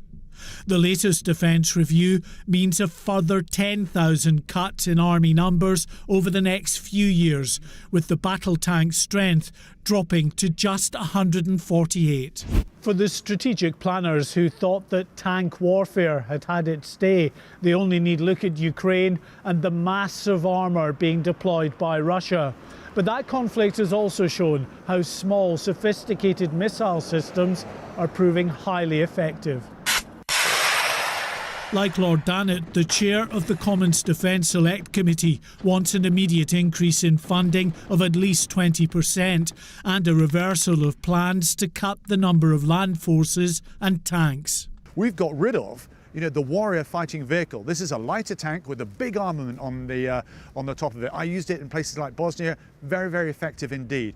Brilliant for dismounted infantry as well. Now we're getting rid of all those, replacing that vehicle, this tracked vehicle, with a wheeled vehicle which doesn't have a big gun on the top. Now that would mean that we'd be very vulnerable on the battlefield itself. In a statement, the Ministry of Defence told us to tackle the growing threats we face, we launched the Army's Radical Future Soldier reforms at the end of last year, which will make the service more agile, lethal and expeditionary. The Ministry of Defence has faced repeated criticism over the years for badly managed and over-ambitious equipment programmes, which have often seen their costs spiralling out of control. Lord Dannatt believes it may be time to look at buying some equipment off the shelf. It's very good for British industry to design our own equipment, but perhaps sometimes, if there is an urgency about it, we ought to look to see what is there, probably on the American market, and consider holding our nose, if we like, and buying foreign as opposed to building it ourselves. The UK has already doubled its military presence to bolster defences of some of its Eastern European allies, with many NATO countries, including Germany, looking to massively increase their defence spending in the face of a possible new Cold War. The pressure on the British government to follow suit is immense. Mark White, GB News. OK, the very latest from the Prime Minister this morning, who has just touched down in Abu Dhabi. He's been saying that there is no way Ukraine is going to join NATO any time soon. But he also stressed that the decision has to be for the country's president to take. Well, let's talk about all of this with our political correspondent, Tom Harwood, who joins us this morning in the studio. Good morning to you, Tom. So the Prime Minister flying into the UAE and then heading to Saudi Arabia, obviously trying to find alternative sources to wean us off Russian oil. But let's talk first of all about that line about NATO. Interesting to hear him say that. It's interesting. Of course, he spoke to President Zelensky yesterday at the Joint Expeditionary Force meeting with the heads of state or the heads of government of a number of countries, the Baltic, the Nordic countries as well, who were all in London. Zelensky addressed them and, of course, were having conversations about how an agreement in terms of peace could be reached. And it seems like this is a very far-fetched thing at the time when the Russians are brutally bombing Ukrainian cities and really having quite a horrendous, albeit slow, advance through Ukraine. It seems odd to be talking about how peace could be achieved, but Zelensky seems to be erring on the side of potentially not joining NATO. Of course, the British position is unchanged, that this is a sovereign choice for the Ukrainian people. But in a recent poll that came out just last week, where an American firm took the opinion of Ukrainians, it found particularly foreign leaders like Boris Johnson were quite popular. Zelensky, 80+% approval in that country. But NATO, surprisingly, not very high approval in Ukraine at all. Well, there's no fly zone. Potentially, the Ukrainian people feel like now is not the moment for this, and that could be an olive branch that could begin to maybe, just maybe, end this horrific affair. Interesting. OK, well, we'll come back to NATO in a moment because there's this big meeting going on in Brussels, but sticking with the Prime Minister who's just landed in UAE. A controversial trip, lots of people saying he's going from the arms of one controversial character into the arms of another. Just tell us a little bit about what his aims are and what could hopefully be achieved. Well, it's interesting. This morning, Number 10 are downplaying the aims and aspirations of this trip. Of course, Saudi Arabia doesn't control how much oil it exports by itself. It's a member of OPEC, that cartel of many countries that try and control the global oil price. So this needs to be a wide international discussion, and quick changes on this are very, very hard to achieve. So the line from Number 10 this morning is not just, of course, talking about oil and gas with these countries, but also talking about investment deals, talking about many other issues that the United Kingdom may well come away from this without a big win on oil, but a win on some other things. And of course, there's been a lot of pressure to raise the human rights abuses, particularly in Saudi Arabia. But you know, there's no such thing as a free lunch, Tom. You know, when you just touching there upon the human rights issues, he's going to gently ignore those, isn't he?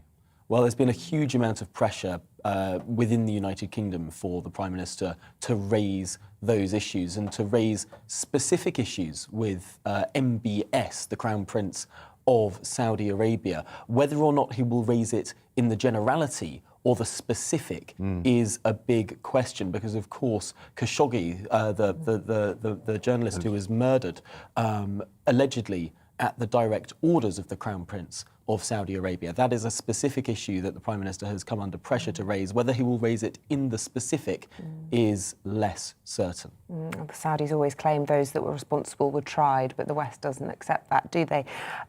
So the Prime Minister out of town for Prime Minister's questions today. Who can we expect to be standing up the dispatch boxes? Well, Deputy Prime Minister Dominic Raab will be taking the Conservative side, and Deputy Labour Party leader Angela Rayner will be taking the Labour Party side. So it will be an interesting affair. Dominic Raab, often someone who's seen as pretty mild-mannered and level-headed.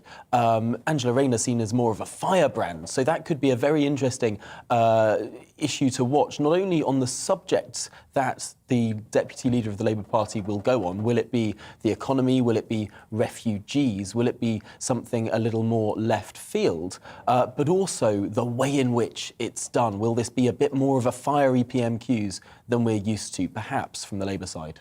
Ben Wallace won't be there on the front bench. He's in Brussels, as we were saying, at this NATO meeting. Lots of discussion from the defence ministers about possibly sending more assets into Eastern Europe. Is that likely to be announced? It seems that this is likely, because what we've seen over the last few weeks is enormous domestic pressure. I think more pressure from particularly continental European countries than anyone would have expected several weeks ago. The idea seems to be to continue with lethal defensive aid to Ukraine, but also, of course, NATO troops to countries, NATO countries that border Ukraine. Everything that can be done, not only in terms of actual support in terms of goods being sent to Ukraine, but also the moral support that comes from bolstering countries bordering that country. That's important for the morale of the Ukrainian people. And ultimately, if the Ukrainian people believe that the Western world is on their side, that there is huge support, if they have that sense of belief, that can genuinely change what happens on the ground and make the Ukrainian people, 55 million of them, resist the Russian attempted occupation. Another busy day in politics, another busy day for you. You'll be back with your programme, 9:30, The Briefing. Thank you, Tom. Thank you, Tom. The time, 21 minutes past 7. We will take a break there, joined by Paul Coit, then to discuss the top stories in the world of sport. That to come after the weather. Good morning, I'm Alex Deakin with your latest weather updates. A much cloudier day today for most, and there'll be some wet weather around as well, but it will be a brighter day for Western Scotland and Northern Ireland. This weather front brought the rain through the course of Tuesday evening, but it's since been slipping southwards and being joined by another one pushing up from the south. And as they come together, they're going to bring quite a wet spell over some parts of England and Wales. Not everywhere seeing the wet weather today, but where we do see it could be on the heavy side, parts of the Midlands, southern England, and then slowly drifting over parts of eastern England also. In Wales, it should turn a little drier through the day and certainly brightening up across much of Scotland, Northern Ireland. Some sunshine here, just a few showers across the far northwest. A cool feeling day, 8, 9, 10 Celsius. Still quite mild across England and Wales, although temperatures not as high as yesterday and obviously not feeling all that pleasant with the wet weather, which, as I said, could be quite heavy and is likely to linger well into the evening over the East Midlands, parts of eastern England, before slowly heading out into the North Sea. Behind it, we'll have clear skies overnight, so a hint of blue on the chart. We will see a frost, certainly in many rural areas, towns and cities, perhaps just about staying above. But a cool start to Thursday, but a cracking start if you like sunshine. A fine day to come for much of southern and eastern England. But elsewhere, the cloud will increase. Some showery rain for Northern Ireland, western Scotland during tomorrow morning. That spreads into northeast Scotland and leaves a little bit of rain come the afternoon over northwest England, maybe North Wales, but not amounting to much. Mixture of sunshine and showers in the afternoon across Scotland. As I said, the south and east of England generally staying dry and temperatures back up to 15, 16 degrees, 12 or 13 in Glasgow and Edinburgh. And look at this, if you like spring sunshine, there is plenty more to come as we go through Friday and into the weekend. It will be quite windy in places, but temperatures jumping up into the mid-teens.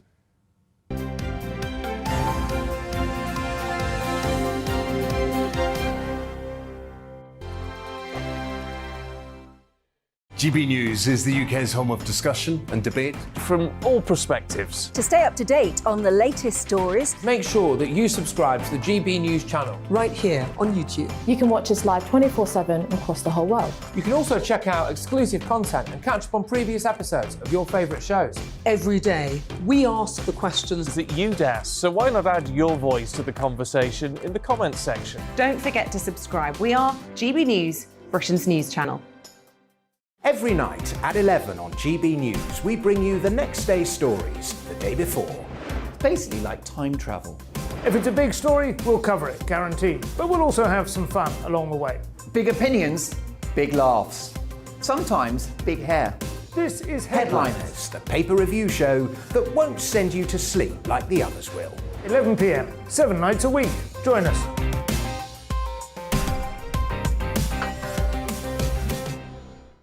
Hello there, I'm Eamonn Holmes. And I'm Isabel Webster. And we hope you can join us for Breakfast with Eamonn and Isabel. You make me laugh out loud, belly laugh. Is that important first thing in the morning? Yeah, absolutely. And there's me trying to be deadly serious. News is a serious business. Yeah, I have to rein you in sometimes. Well, it doesn't stop us laughing at it. It doesn't stop us having an opinion on what's going on. Yeah. And it certainly will not stop us reflecting what you think. Weekdays from 6 to 9:30 on GB News. I'm Dan Wootton. Join me Monday to Thursday from 9 to 11 for the feistiest and most fun news debate on TV, where free speech reigns. I'll bring you a sharp take on the day's biggest stories, bombshell newsmaker interviews, and A-list guests. And I guarantee you, no spin, no bias, no censorship, and no reason to go to bed. That's Dan Wootton Tonight, Monday to Thursdays from 9 on GB News.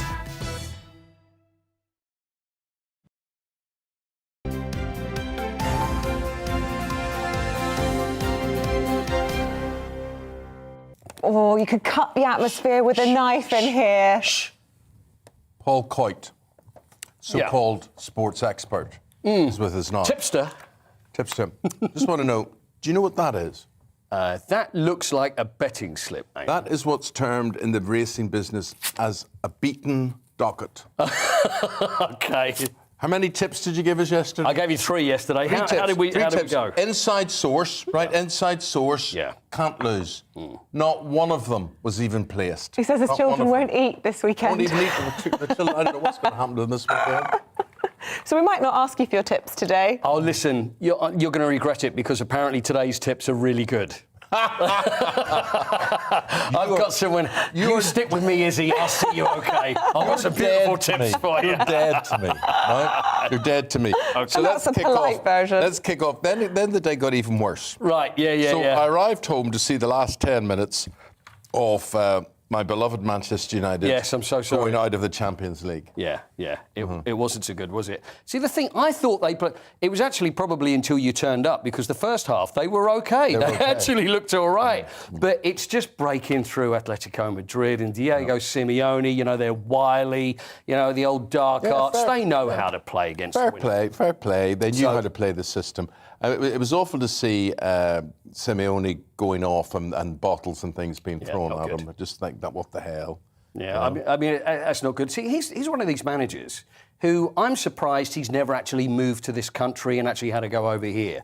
So be careful, that may because change, yeah. you know what? No, I agree with you. You know, everybody at Manchester United saying, it's very, very bad, and, you know, the way he was being treated, but you never know. You might do a good job at Manchester United in the future. But unfortunate, but listen, I'm sorry about the tips, but you're not going to Don't listen me, to him, for Isabel. this. Don't even listen to him. Well, I'm just wondering who's giving you these tips. Is he a bookie? He's correct.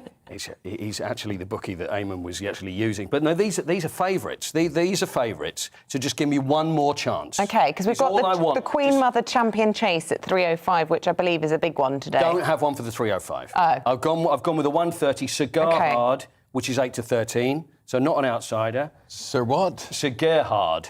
Gerhard. Right, Gerhard. we're writing this down. Yes, like Gerard. That's it. Yeah. Gerhard. Yeah. 2:10 is Brave Man's Game. Okay. That's apt, isn't it, for what happened yesterday? 11 to 4. 5:30 Facile Vega. 11 to 8.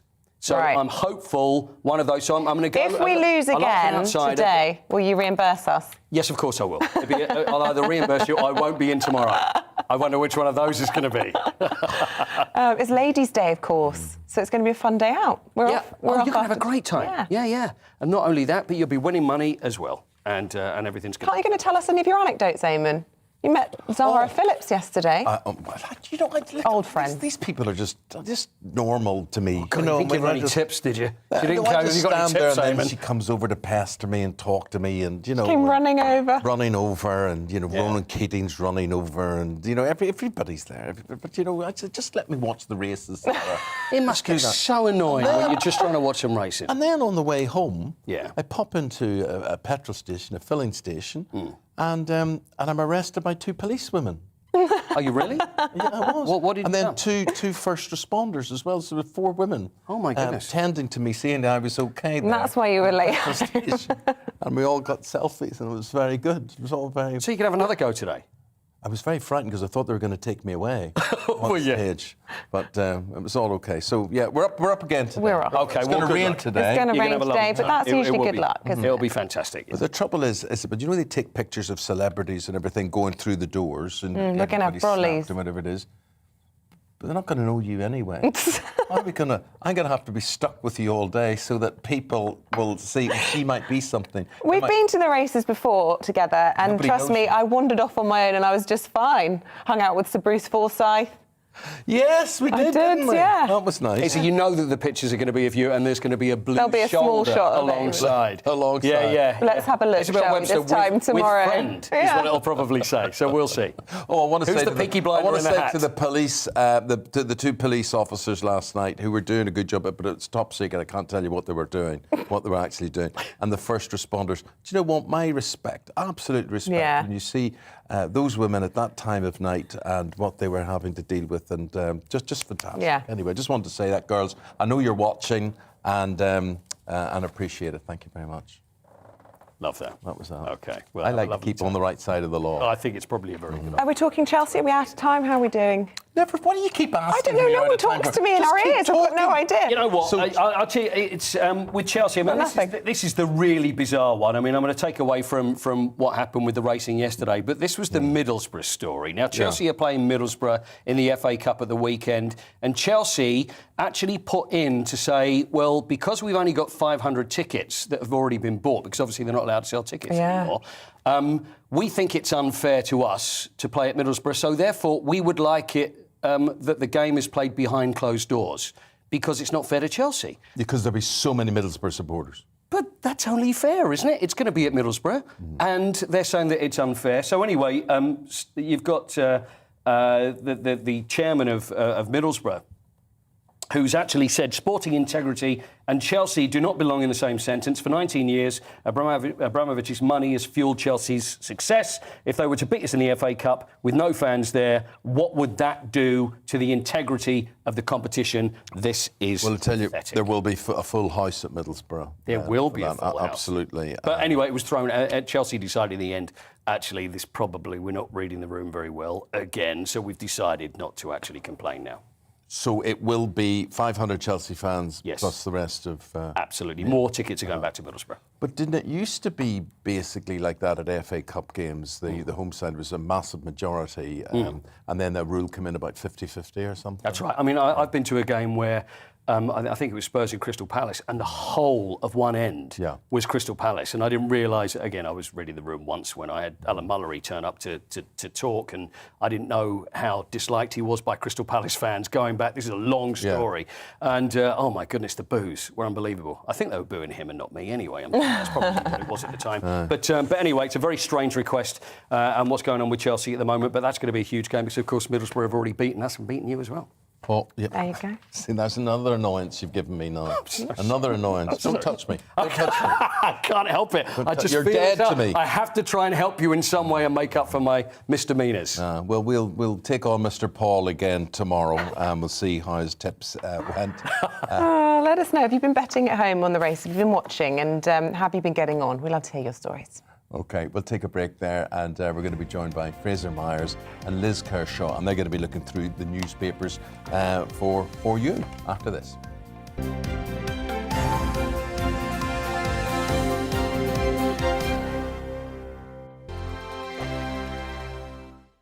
GB News is the UK's home of discussion and debate from all perspectives. To stay up to date on the latest stories, Make sure that you subscribe to the GB News channel. right here on YouTube. You can watch us live 24/7 across the whole world. You can also check out exclusive content and catch up on previous episodes of your favourite shows. Every day, we ask the questions that you'd ask, so why not add your voice to the conversation in the comments section? Don't forget to subscribe. We are GB News, Britain's news channel.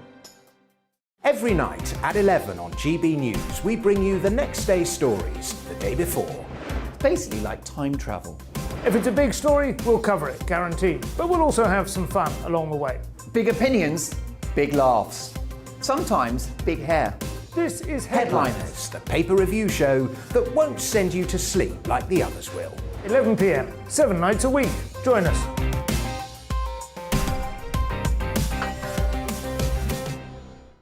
Hello there, I'm Eamonn Holmes. And I'm Isabel Webster. And we hope you can join us for Breakfast with Eamonn. And Isabel. You make me laugh out loud, belly laugh. Is that important first thing in the morning? Yeah, absolutely. And there's me trying to be deadly serious. News is a serious business. Yeah, I have to rein you in sometimes. Well, it doesn't stop us laughing at it. It doesn't stop us having an opinion on what's going on. Yeah. And it certainly will not stop us reflecting what you think. Weekdays from 6 to 9:30 on GB News. I'm Dan Wootton. Join me Monday to Thursday from 9 to 11 for the feistiest and most fun news debate on TV, where free speech reigns. I'll bring you a sharp take on the day's biggest stories, bombshell newsmaker interviews, and A-list guests. And I guarantee you, no spin, no bias, no censorship, and no reason to go to bed. That's Dan Wootton tonight, Monday to Thursdays from 9 on GB News.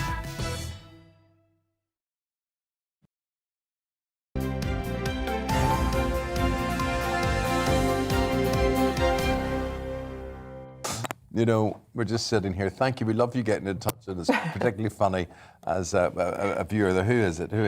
Deirdre Cranham's just emailed. She says, I've been up my little shop, so I thought you'd like to know I'm watching now. She says, hello, good morning, Annabelle and Eamonn.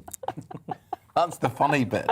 That's the funny bit. What's she doing then? She's in her little shop, so she thought we'd like to know that she's watching us. Well, thank you. Yeah, but my name's Isabel, just FYI. Yeah. But that's what's going to happen at Cheltenham today. Who is she? Who's that? Who's that? No, they'll think. I don't know what they'll think. Anyway, let's move on. Ruth's looking well these days. No, they'll be thinking you've replaced her.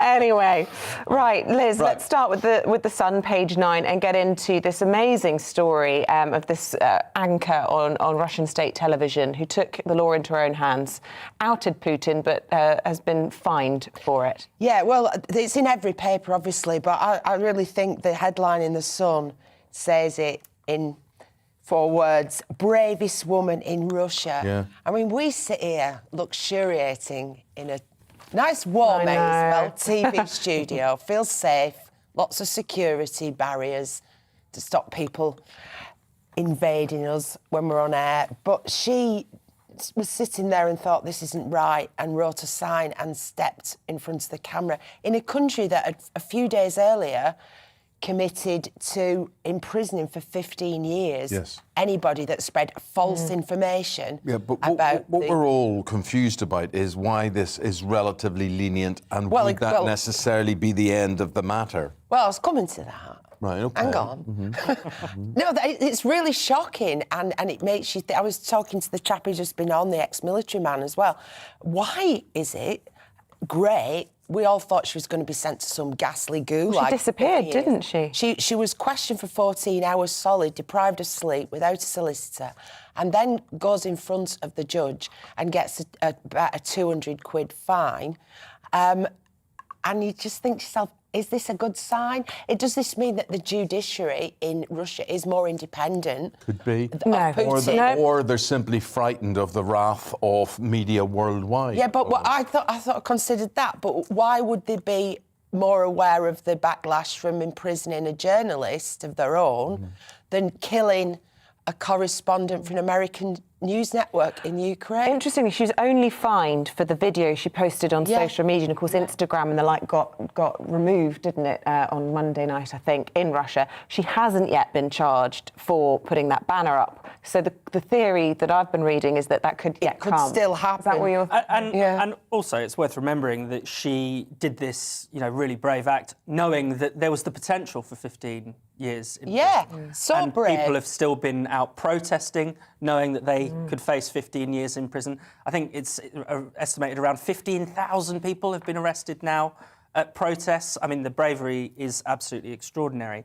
But Fraser, the unfortunate thing is that Putin takes a lot of things personally, and I would be so worried for that woman's safety in the years to come. Too many people have disappeared. And absolutely. Novichok and she's got 2 kids and she's really taken a big risk there. We know what happens to opposition figures in Russia. Alexei Navalny is still in prison, of course, and he was, we suspect it was the Russian state that tried to poison him. So you're right. We're definitely, this is not the end of the matter by any means, but it should remind us that there is a lot of dissent against this war in Russia among the Russian public. This is Putin's war, not Russia's war. Well, Fraser, tell us about a deal with the devil. Front page of the Mirror as Boris Johnson heads to Saudi Arabia today. Yes, so Boris Johnson is in Saudi Arabia trying to encourage them to increase their oil production so that we can wean ourselves off Russian oil. And a lot of people are saying, there's a bit of a double standard here. Are Saudi Arabia really so much better than Russia? They're no angels. At the weekend, the Saudi Arabian government executed 81 people, one of the largest mass executions of modern times. But, Saudi Arabia is still nevertheless an ally to Britain.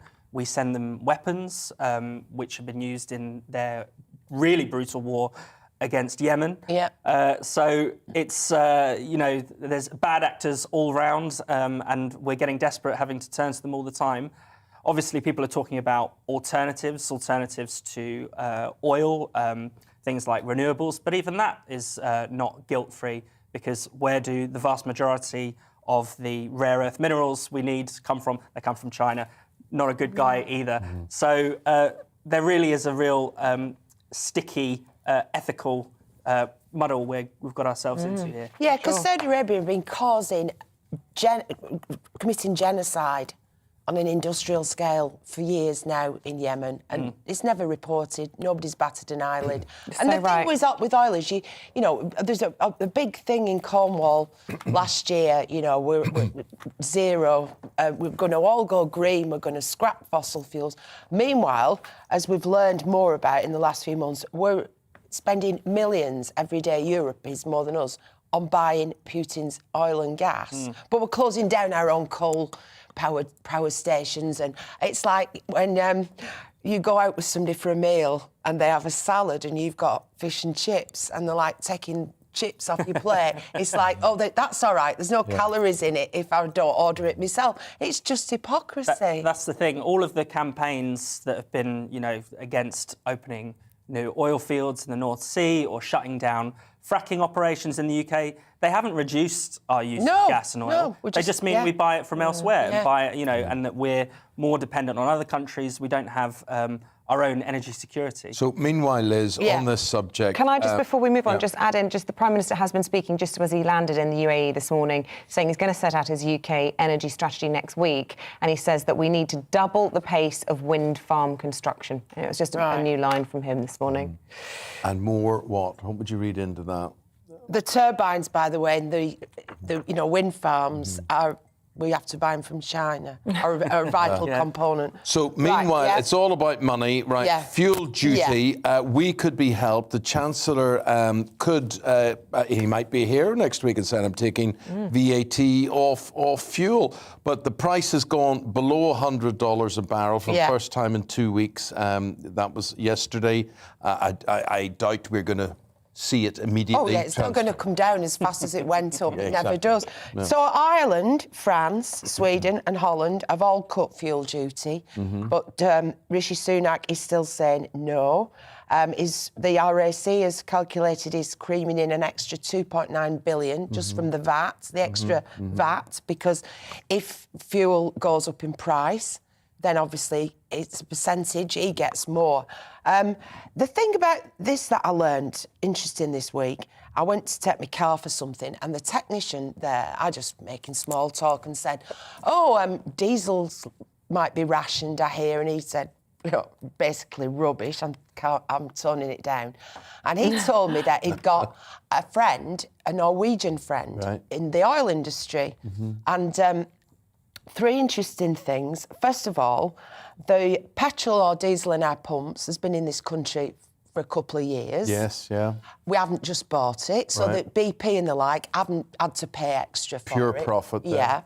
Yeah. We, in this country, this Norwegian guy, and we get most of ours from Norway, told him that we have 2 years' supply in this country in reserve, so there's no shortage.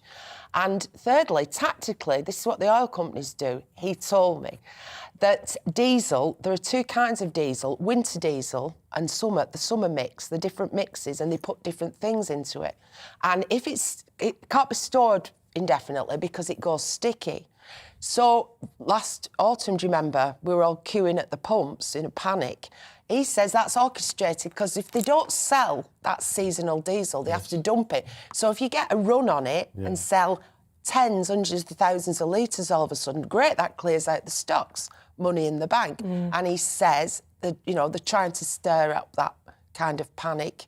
Again, thankfully, nobody seems to be responding yet, do they? It's expensive to panic. Yeah, you're right. Yeah, people are ditching their cars instead. Right, let's talk about pensions. This is in the Express, Fraser. Retirees forced to raid pensions to pay their bills. Well, this is a continuation of what we've just been talking about, the cost of living crisis, and it's really starting to bite people on, fixed income in particular, and pensioners. I picked the story because I get really irritated by this discussion that old people have got it so good.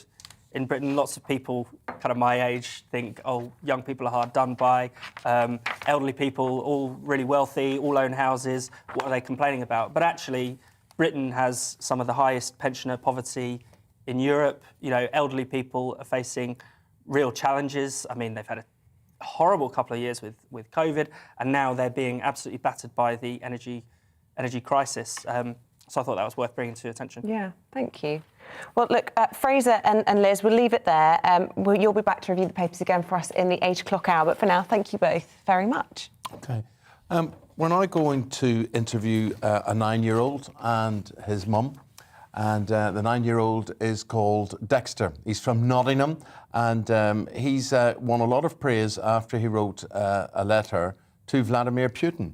Yeah, Dexter Jarvis's handwritten letter called on Putin to stop the war in Ukraine and to think of the families affected by the conflict. And he also offers the Russian leader his junk list as a little PS at the end of it. And I'm pleased to say joining us this morning is Dexter and his mother, Kelly. Very good morning to you both. Dexter, has he written back yet?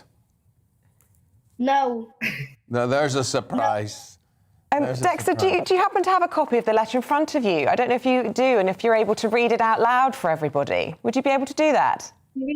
Yeah, come on. No. You're going to be shy?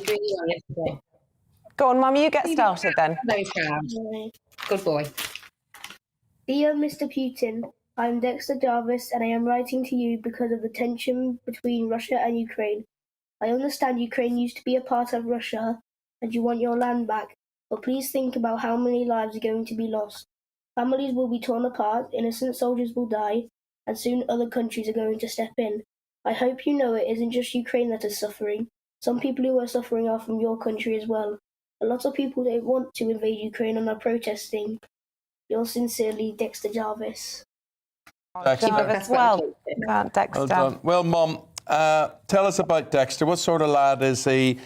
What do you make of what he did? Did he ask you before he sent the letter? He did ask me. Yeah, we were walking back from school, and he said if he wrote to him, would he come and kill him? To which I made sure he knew that wouldn't happen. And then he took himself off and wrote his letter. So I'm very proud. Dexter's always been very caring, very thoughtful, very kind, always looking to help in any way that he can other people. So I'm always very proud of him, but he does things like this which amaze me. So, Dexter, you've amazed us all. You've captured the imagination of all of us, and we're all incredibly proud of you. And as a mum, can I commend you also on your beautiful handwriting, just as an aside. But listen, Dexter, what made you want to do this? You've obviously been hearing the news and been worried about it. And I suppose, did you just think, how could somebody be doing this? Yeah. Is that what it was? I think it's not something they've discussed a lot in school, but they have discussed it among their core friend group. Yeah. Does this war, does it scare you, Dexter, this war? A little bit. What is it when you watch the TV news or you listen to the radio? What is it that gives you the most concern, that moves you the most, that worries you the most? Probably the reason he would do it. You just what, sorry? Just the reason he would actually do something like that. Yeah, yeah. Well, it's something my own kids have asked me. They've said to me, "Mummy, why is Putin doing this?" And I'm sure you feel the same, Kelly, that there are just simply no answers. Even adults don't understand it. But I can completely see why Dexter wanted to write this letter and urge him to think again. And who knows? Maybe you will strike a chord with him. Fingers crossed, you do. I want to ask you about your point at the end. Would you like a joke list? P.S. If you write back, I'd be so grateful. I could write you a joke list. You're into jokes, are you? Are you a bit of a comedian? Yeah? Yes. He likes to think so, yeah. Can you share your joke list with us? You'd be doing very well to make Putin smile, I would say. What have you got there that you think may make old Vlad smile? What's your favourite joke? You're on the spot now. I haven't got any. Which ones you always tell us? See, normally you'd have many a joke. Well, it's very difficult on live television to pluck one out of thin air. Well, listen, send us through your joke list at some point. We'd love to see it, even if Putin doesn't respond. Send us through your thoughts. We love a bit of a laugh, don't we? Yeah. Kelly and Dexter, thank you both very much indeed. They're live there from Asluckton in Nottinghamshire. Thank you both very much indeed. Thank very much. Thank you. Take care. What a lovely boy. That's lovely. We get out and Yeah. about. We love to talk to you. We love to know who's listening and who's watching. And And Dexter and his mum there, just very, very typical. And if they're expressing things that you're thinking, and if your children are worried, share it with us. And what I think, you see from that interview, look, Dexter was a bit shy talking to us, which you can understand, a camera in his face and us asking him tricky questions. But what you see in the letter is what's actually going on inside. And children up and down the country, in fact, all over the world, really just cannot understand the senselessness of the war. And I think in one of the papers this morning, I saw a picture of a little girl, aged 9, whose arm was amputated after she was shot by Russian forces in Ukraine. And she famously said, "I'm sure they didn't mean to hurt me." Because children just can't understand. Yeah, but they can why. see other children suffering. They can see those refugee Can't understand pictures. why, and that's why he's written this letter. But what Dexter says there, he says, there's parts of this I understand. But then he puts this, but please, like the way people say, please, seriously? Yeah. With a lot of exclamation marks. And he talks about how many lives are going to be lost, families will be torn apart, innocent soldiers, yeah. Yeah, and soon other countries are going to step in, and eventually, and I think this is the crux of it for young people, we're going to start World War III. So there you go. Well, Kelly must be incredibly proud of him. I'm so glad we got him on the show. Thank you both. OK, 8 minutes now before 8 o'clock, and if you thought a work of art was limited to just paintings and sculptures, think again. Yeah, NFTs, what are they? Non-fundable? No. Fungible. What does fungible mean? Well, we're about to find out, don't ask me. Non-fungible tokens, right? They're a way of owning original or exclusive digital art, and it is a booming business, we're told, taking the world by storm. People are cashing in as well. Right, now Europe's first NFT advisory gallery is opening in London, and our reporter Alice Porter explains exactly what NFT actually is. NFTs are shaking up the art world. The viral video of Charlie Bit My Finger Charlie! sold for £500,000, and this digital artwork sold for a record £50 million. But are you still confused about what NFTs actually are? Most of us have heard of the Mona Lisa. You may have a print of the painting at home, but there's only one original Mona Lisa. And NFTs work in the same way. They allow people to own the one-of-a-kind asset, but instead of it being something concrete like a painting, it's something digital, like a meme or a tweet. And if you own the original, then you could make some serious money on it. Qantas will be Europe's first NFT advisory gallery, and one of the founders has personal experience of the money which can be made on NFTs. I was very lucky in that, when I first started getting into cryptocurrency and then with NFTs coming onto the scene, I was a relative early adopter there as well. And just because of the success of those, I've been able to put a bit of money aside for my first property, the deposit for it. So, these little digital items, little small pieces of art that aren't physical, tangible objects, there's a real demand for it. There have been some pretty bleak assessments that the majority of NFTs will be completely worthless in a few years' time. I mean, are they just a gimmick? Is this just a fad? The market itself, like I said, is relatively saturated at this point, I think. So we're seeing more and more sort of brands and corporations enter the scene with large backings, and galleries who are, instead of an individual artist now going into the NFT space and making some money from it, it's harder for them to do that, so they're seeking out galleries to get represented. With the British Museum currently selling NFTs, they've clearly become mainstream. It's now a $40 billion industry, but with no regulation, NFTs can be risky. Last year, a collector was duped into paying £244,000 for a fake Banksy artwork advertised through his official website. There have been issues already in the space. We've seen some bad actors, and so it is important to protect the consumer, the individual retail investor, and we're very supportive of that. We think the sooner regulation comes into the sector, then the more capital can come into the space and the more the sector can develop. The idea of buying something which isn't a real object may be off-putting to some, but others find NFTs an exciting way of owning a small piece of our digital world. Alice Porter, GB News. Not for me. You can have my piece of it and Isabel's piece of it. What a lot of tosh. And people will be, it's like the Emperor's New Clothes, that totally. fairy tale. If we tell you this is good, we tell you this is going to catch on, it will.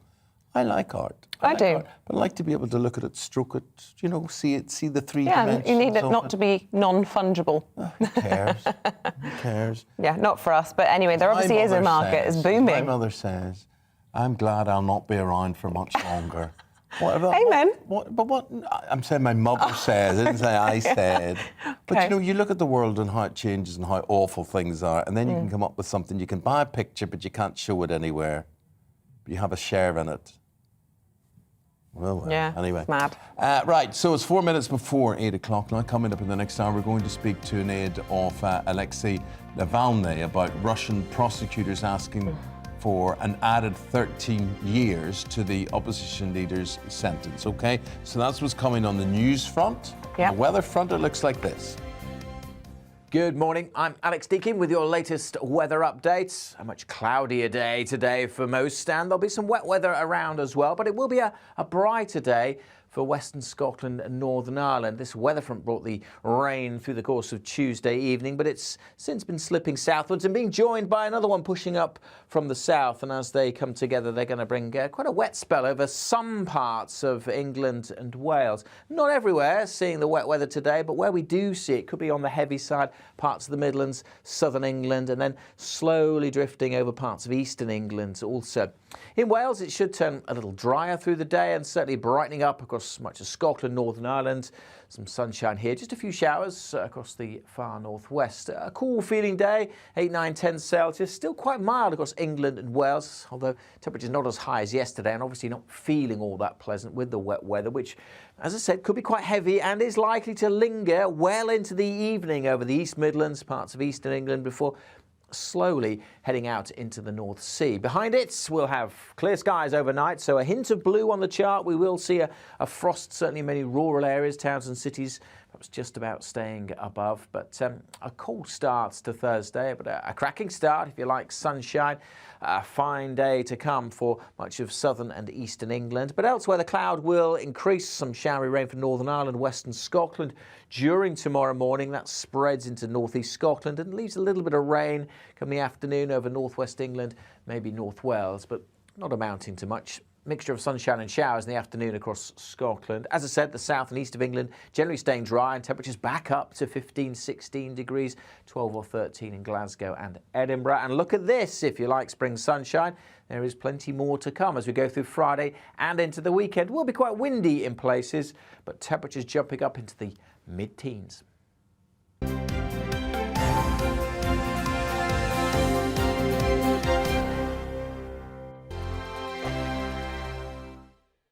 GB News is the UK's home of discussion and debate from all perspectives. To stay up to date on the latest stories, make sure that you subscribe to the GB News channel right here on YouTube. You can watch us live 24/7 across the whole world. You can also check out exclusive content and catch up on previous episodes of your favourite shows. Every day, we ask the questions that you'd ask, so why not add your voice to the conversation in the comments section? Don't forget to subscribe. We are GB News, Britain's news channel. Every night at 11 on GB News, we bring you the next day's stories the day before. It's basically like time travel. If it's a big story, we'll cover it, guaranteed. But we'll also have some fun along the way. Big opinions, big laughs. Sometimes big hair. This is Headliners, the paper review show that won't send you to sleep like the others will. 11 p.m, 7 nights a week. Join us.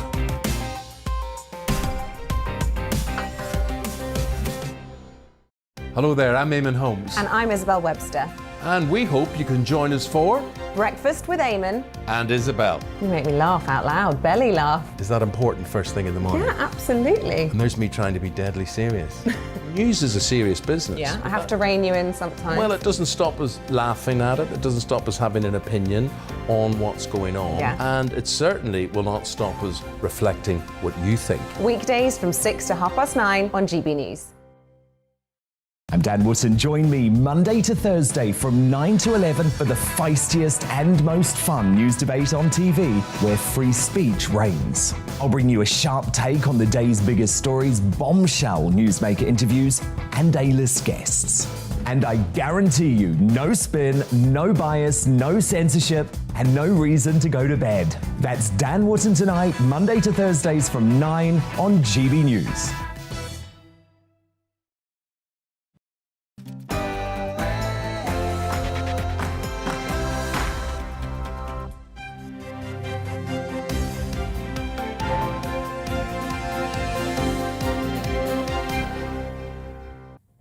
President Zelensky says Ukraine will not join NATO as he hints at progress in peace talks with Russia.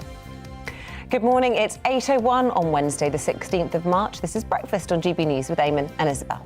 Very good to have you on board. We're live on your TV, we're on your radio, we're on your app, we're online, leading the news this morning. President Zelensky has said NATO's door is closed to Ukraine. This morning, Boris Johnson has echoed that, saying Ukraine joining NATO will not happen anytime soon. Now, that comes amidst the biggest evacuation yet from the Ukrainian city of Mariupol. 20,000 people fleeing. Now, Russian troops are still holding doctors and patients hostage in a hospital in the city. Meanwhile, Boris Johnson has arrived in Abu Dhabi in a bid to end the West's addiction to Russian oil, despite criticism of the UAE and Saudi Arabia's human rights record.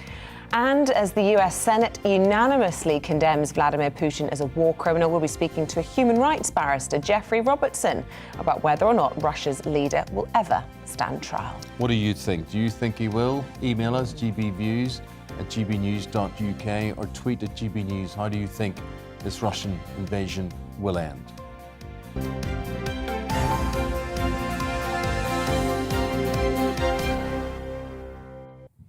3 weeks since it all began, day 21 of Russia's invasion of Ukraine, and President Zelensky has stated that his country will not join the NATO alliance. Well, we can speak now to former British Army commander in Afghanistan and former chairman of Cobra, Colonel Richard Kemp, regular on the programme. Good morning to you, Colonel. Look, what's your assessment then of this sort of shift in tone from President Zelensky? I think he's sort of... Is it an olive branch, do you think, or is it an act of frustration with NATO, who haven't provided him with this much-wanted no-fly zone over the country? I think actually he never probably expected NATO to provide a no-fly zone or any other form of direct military intervention in the conflict. He has before hinted that he accepted that Ukraine would not join NATO, and also he sort of tentatively agreed to a compromise on the status of Donbass and Crimea, which are also President Putin's demands. So it looks very much like as if Zelensky is looking to try and end the war with an agreement with Russia. And the Russians also appear now to be negotiating in earnest. And it looks like both sides could possibly reach agreement. And it would be on Putin's terms, so it would in fact be a victory for Putin, maybe in the next few days or weeks. Do you look at this conflict and think, is there anything that we did in Bosnia or Croatia that we're not doing now, and perhaps we could? There was no Russia hovering, there was no spectre of China or Russia or whatever. Was there anything we were able to do? And we were slow doing a lot of things there, but we did do some things. Is there any comparisons in your mind? I think we did a great deal in this conflict, both in terms of diplomatic and economic action against Putin, and also supporting Ukraine with large-scale weapons supplies, which maybe could have been even greater, as well as finance and intelligence on what the Russians are doing. All of these things, I think, have helped President Zelensky a great deal. I think the one thing that could have stopped this from happening was a NATO deployment into Ukraine at Ukraine's request before the invasion began. That, I think, would have deterred Putin from invading it. I don't think he, despite his rhetoric, has any desire to cross swords with NATO.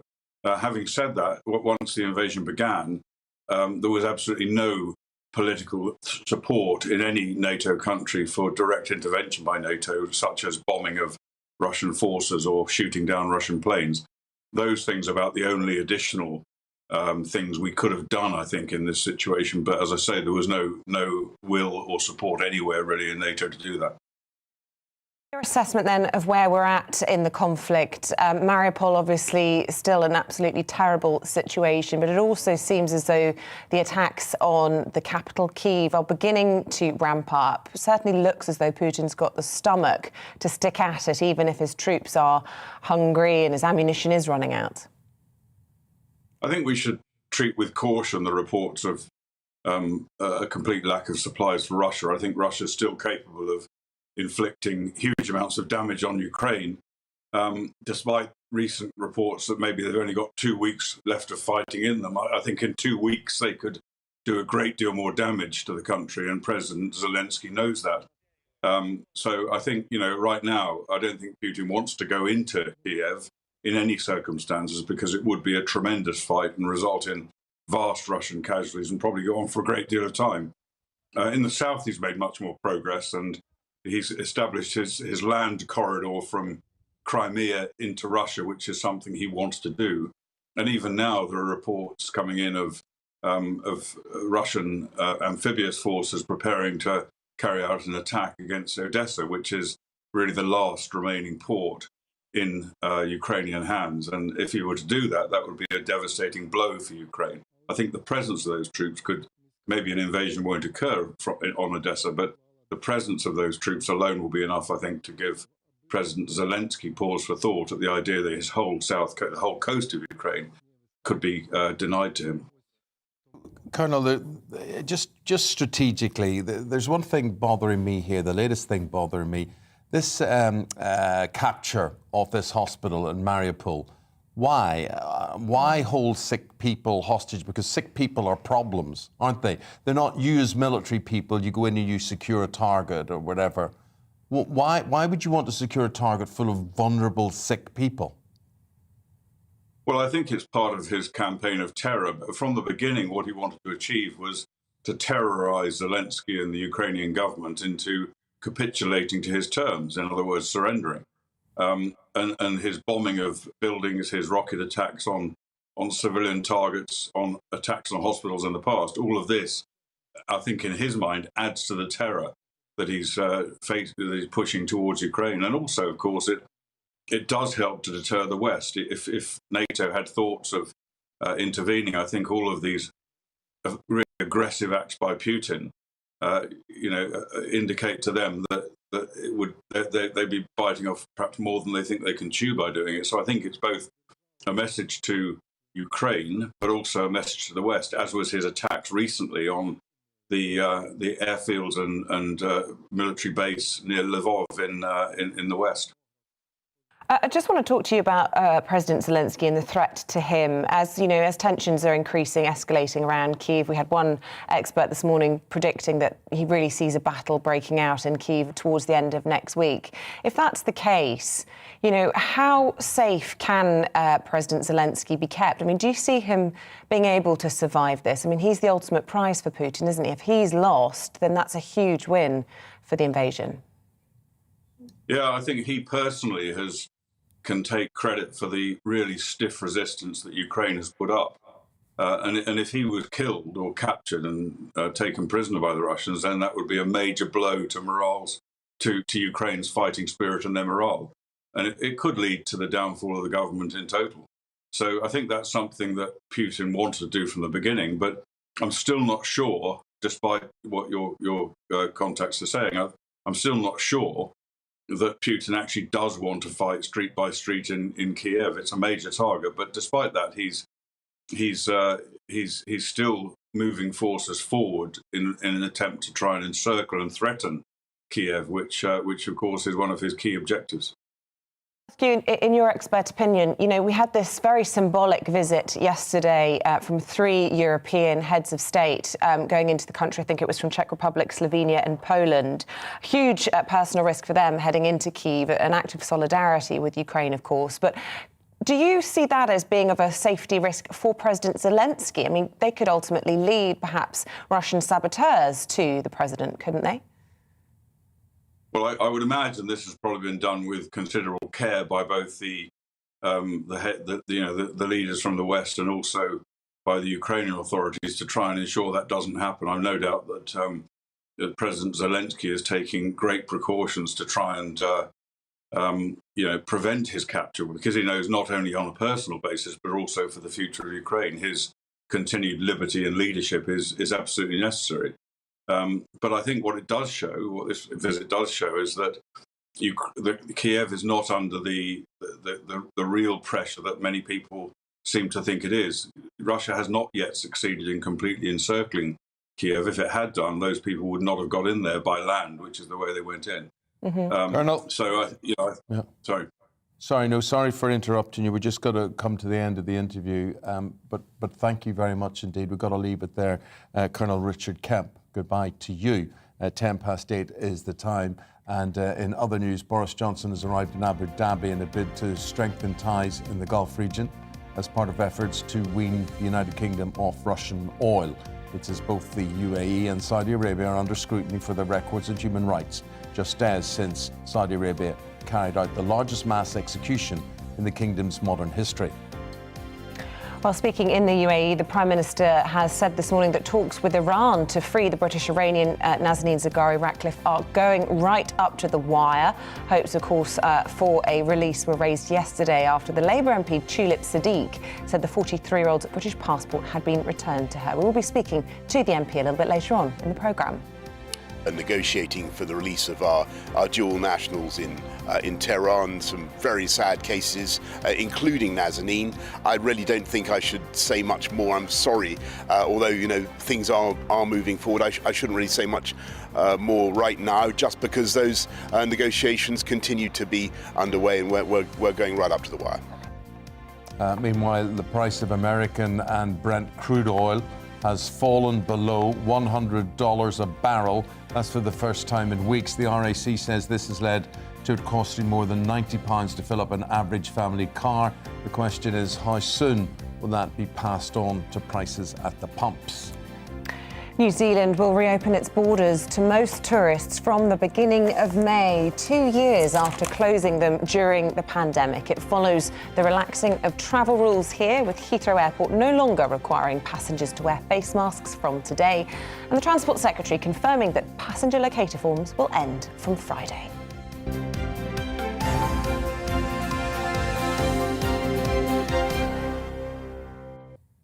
Russian prosecutors are calling for Vladimir Putin's most vocal critic, Alexei Navalny, to serve 13 years in prison. Let's now speak to Vladimir Ashurkov. He's a confidant of the Russian opposition leader, and he's currently executive director of the Anti-Corruption Foundation. Mr. Ashurkov, thank you very much indeed for your time this morning. Thank you for having me. So there you are. You are an aide to Alexei Navalny. He's been on trial again. What more can you tell us? What is the latest situation? Well, he has been in prison for a little over a year after his return to Russia following his poisoning. The trial, the prosecutor in the new trial asked for 13 years additional sentence. The verdict is scheduled to be held on March 22. Look, Navalny, hugely brave. I mean, he didn't need to be arrested, did he? He returned to the country knowing exactly what would happen. We were showing the picture there of him doing a heart gesture to his wife. So he's separated from his loved ones, his children, but he's doing it because he wants to protect the future of his country and indeed the next generation. And he said as much, didn't he, to the judge yesterday, that she was betraying future generations. Yes, inspiringly for his team, for all Russians, he maintained calm and presence during this ordeal with the trial and with prison. And he is raising his voice against the totalitarian government of Putin and against the ongoing war from this trial, which is bizarrely had in the prison where he's held. Now, Mr. Navalny's corruption charges, as I understand it, carry a maximum penalty of 10 years, yet prosecutors are asking for more on that. They're asking for up to 13 years for new fraud charges. I mean, you're feeling, obviously, you're going to be very defensive on that. Basically, are these charges real? The allegations are that he used the money that was collected by the Anti-Corruption Foundation, which has been the platform for his civil activities in Russia for over 10 years for his personal gain. He never received any salary. The work of the foundation has been very transparent.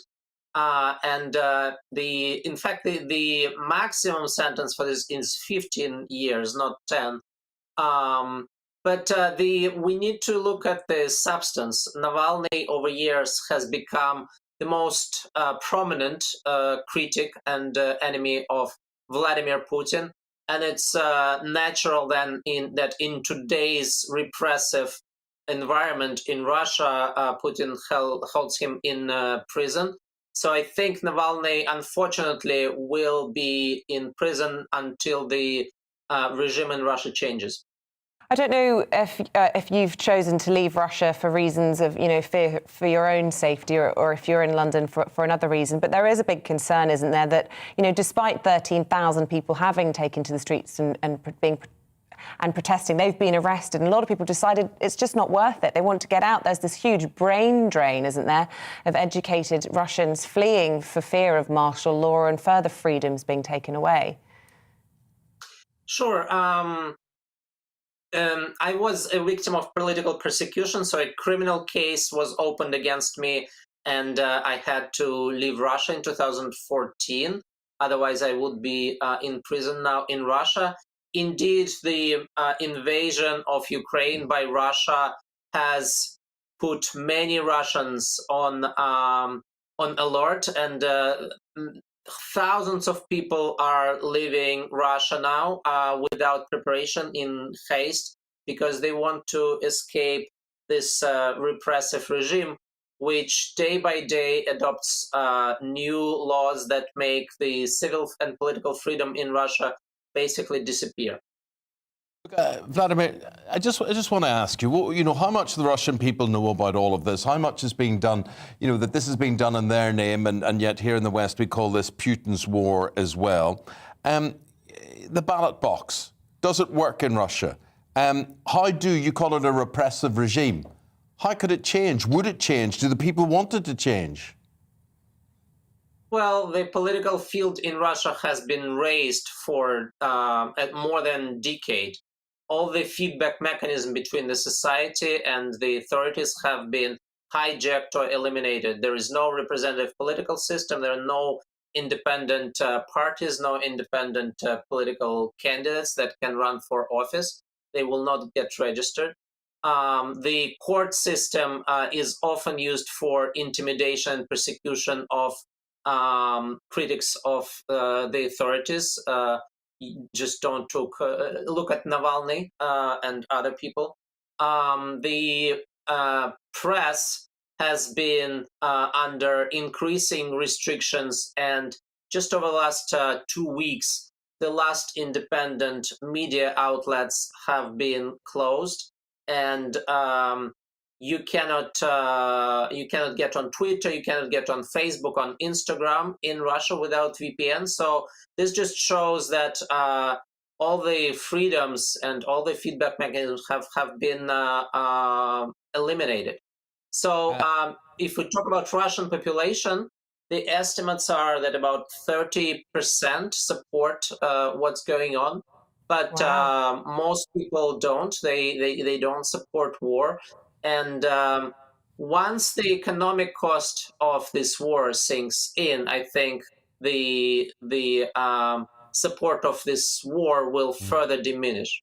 OK, Vladimir Sherkov, we've got to leave it there. Mr. Sherkov is a Russian exile living in London and an aide to former opposition leader Alexei Navalny. Thank you very much indeed for your insight. Thank you. Thank you. Stay with us here on Breakfast. Coming up after the break, Tom Harwood's back in the studio with us with all the details of a busy day of politics ahead. But first of all, here's your rather rainy Wednesday forecast. Good morning. I'm Alex Deakin with your latest weather updates. A much cloudier day today for most, and there'll be some wet weather around as well, but it will be a brighter day for Western Scotland and Northern Ireland. This weather front brought the rain through the course of Tuesday evening, but it's since been slipping southwards and being joined by another one pushing up from the south. And as they come together, they're going to bring quite a wet spell over some parts of England and Wales. Not everywhere seeing the wet weather today, but where we do see it could be on the heavy side, parts of the Midlands, southern England, and then slowly drifting over parts of eastern England also. In Wales, it should turn a little drier through the day and certainly brightening up across much of Scotland, Northern Ireland.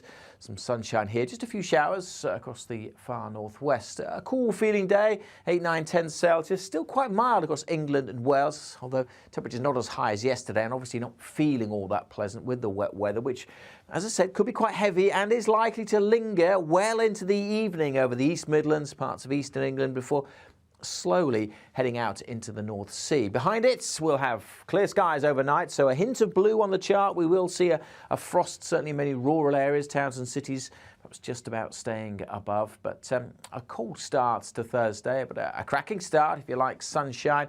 A fine day to come for much of southern and eastern England, but elsewhere the cloud will increase. Some showery rain for Northern Ireland, western Scotland during tomorrow morning. That spreads into northeast Scotland and leaves a little bit of rain come the afternoon over northwest England, maybe North Wales, but not amounting to much. Mixture of sunshine and showers in the afternoon across Scotland. As I said, the south and east of England generally staying dry and temperatures back up to 15, 16 degrees, 12 or 13 in Glasgow and Edinburgh. And look at this, if you like spring sunshine, there is plenty more to come as we go through Friday and into the weekend. It will be quite windy in places, but temperatures jumping up into the mid-teens.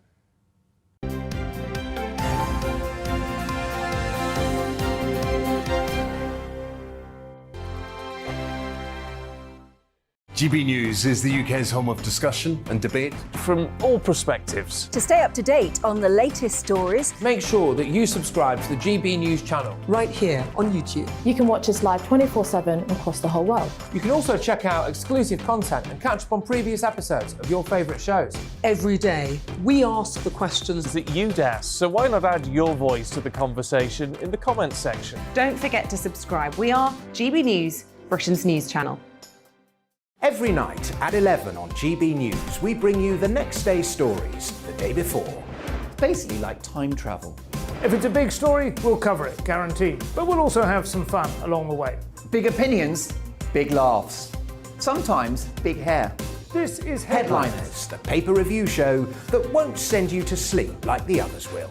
11 p.m, 7 nights a week. Join us.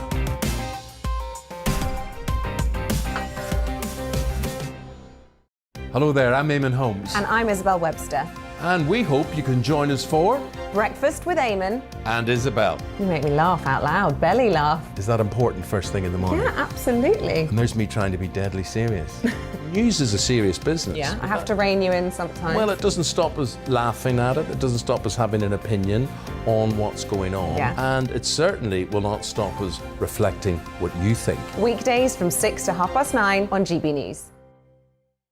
I'm Dan Wootton. Join me Monday to Thursday from 9 to 11 for the feistiest and most fun news debate on TV, where free speech reigns. I'll bring you a sharp take on the day's biggest stories, bombshell newsmaker interviews, and A-list guests. And I guarantee you, no spin, no bias, no censorship, and no reason to go to bed. That's Dan Wootton tonight, Monday to Thursdays from 9 on GB News.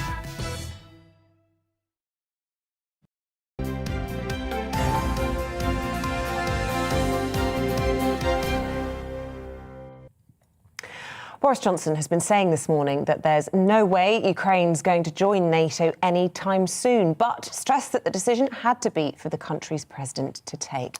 Well, meanwhile in Brussels, the defence ministers from all 30 member nations are meeting to discuss the ongoing Russian invasion. Now, upon arrival, the UK Defence Secretary, that's Ben Wallace, he was asked about Poland's proposal for a NATO peacekeeping force and a mission there, and what were NATO's red lines.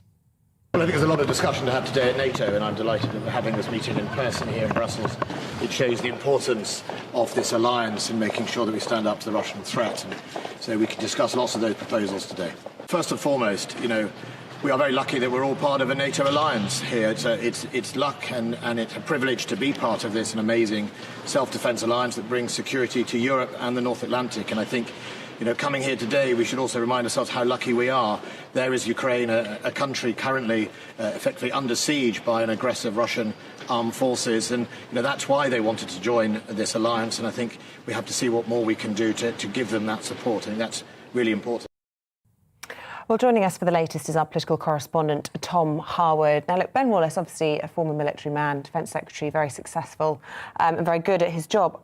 That jarred with me a little bit. I don't know about you, but I think to sort of be pleased that this isn't happening to us and it wouldn't happen to us is a little bit distasteful when we're seeing women and children being held siege in places like Mariupol. But anyway, I suppose he's just paying tribute to the organisation. But as Zelensky has said, they don't have the chance of joining, even though it's their decision not to. They can't. Yes, it's a tricky situation, of course. Ukraine first wanted to join NATO way back in around 2008, I think was the first approach that it made. And can you imagine the different situation we'd be in now were Ukraine in that alliance before this all started? But it wasn't, and we're now in a completely different world. And so the chance of Ukraine now joining NATO seems to be vanishingly small, not least because the Ukrainian people don't seem to now want to join NATO. There was a poll out just last week that suggested NATO was less popular than just about any allied country. It sort of had negative approval rating within Ukraine. And so President Zelensky said to a meeting of the Joint Expeditionary Force, this is the UK organised group of Baltic and Nordic countries, as well as the UK, hosted in London yesterday by the Prime Minister. President Zelensky addressed those leaders, saying that he would not seek to join NATO. This seems to be a bit of an olive branch, reaching out, potentially something that may move in peace talks, although incredibly dispiriting that it's taken violence that seems to have shifted the Ukrainian position on this. It's a very questionable message to send, that if you want another country to withdraw its application or request to join an international organisation, send in the tanks. Look, throughout this whole conflict, we haven't heard an awful lot, have we, from the Middle East or from the Gulf states? That's changing at the moment. Yesterday, we had the news of a possible deal with Iran and the possible release of Nazanin Zaghari-Ratcliffe.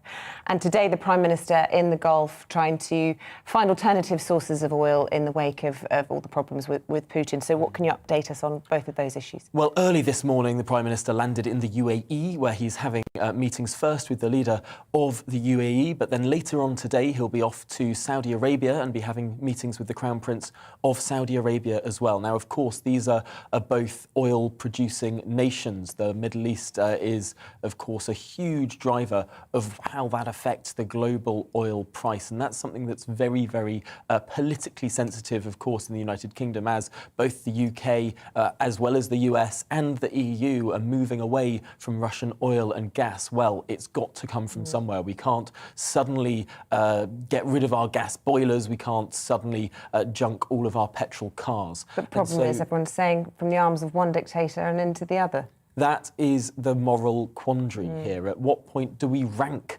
different authoritarian regimes? Do we rank different despots differently? Clearly, Putin's at the bottom of the list right now, but how much higher up is Mohammed bin Salman, the Crown Prince of Saudi Arabia, someone who has been accused of some pretty nasty things in the past? Of course, Saudi Arabia, a country that beheaded 81 people on a single day on Saturday. Is this the kind of country we want to be dealing with? Certainly the Labour Party, Sir Keir Starmer, saying that this is leaving us open, that our lack of energy security in the UK is leaving us open to some pretty nasty things abroad. And just that word on Iran as well? And on Iran, it seems that the Prime Minister is not wanting to make any big announcement yet. I was asking the Prime Minister's spokesman about this yesterday, and they were being incredibly tight-lipped. There have been some reports in foreign media about whether or not what some describe as a debt, what some describe as a ransom payment, may have been paid. But evidently, there has been no big announcement yet, and so it would be inopportune to speculate too far, because these things can sometimes collapse at the very last moment. OK. Tom, thank you very much. Thank you. Appreciate it. Yeah. Tom, back with his own show in 1 hour's time. Exactly. Very, very good to see you. Thanks for coming in. With that, we will take a break. Another look at the morning newspapers in the company of Fraser Myers and Liz Kershaw. Looking forward to that after this.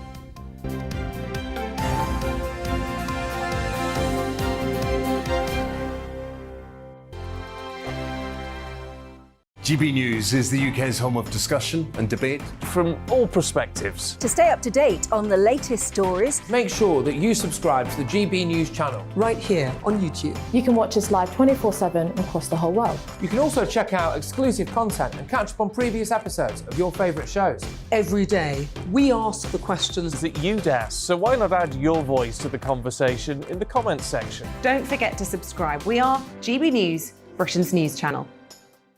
Every night at 11 on GB News, we bring you the next day's stories the day before. It's basically like time travel. If it's a big story, we'll cover it, guaranteed. But we'll also have some fun along the way. Big opinions, big laughs. Sometimes big hair. This is Headliners, the paper review show that won't send you to sleep like the others will. 11 p.m, 7 nights a week. Join us.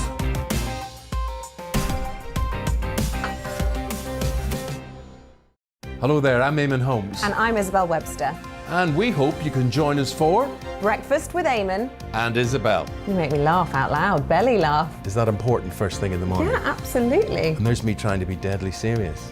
News is a serious business. Yeah, I have to rein you in sometimes. Well, it doesn't stop us laughing at it. It doesn't stop us having an opinion on what's going on. Yeah. And it certainly will not stop us reflecting what you think. Weekdays from 6 to 9:30 on GB News.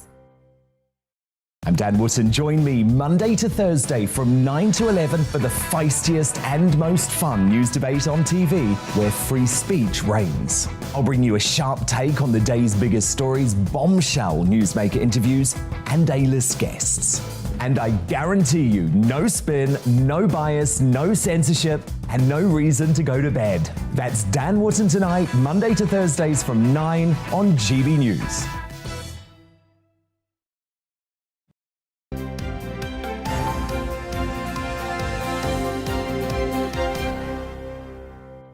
A good chance now to show you the front pages of the newspapers on this Wednesday, beginning with the Daily Telegraph. Yeah, as you can see, leading on Zelensky's statement rejecting Ukraine joining NATO, as he says the peace talks with Russia are getting more realistic. Here's the Mirror condemning Boris Johnson for his overtures to the Saudis, calling the talks deals with another devil. The Guardian leads on Ukraine's concessions as Russia airstrikes batter the capital Kyiv, as well as the hopes of freedom for the British-Iranian dual national Nazanin Zaghari-Ratcliffe after 6 years imprisonment. Daily Mail describing the court ordeal of the Russian journalist who protested Vladimir Putin's war, live on state TV.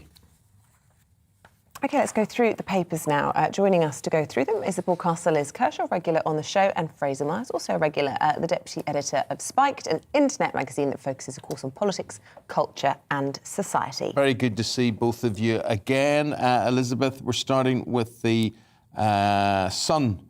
This is on page 24. NHS waiting times, especially in England. Well, for gosh, you could apply this anywhere. Yeah. I can apply this to Northern Ireland. You could apply it to Scotland, Wales. Waiting times worse and getting worser.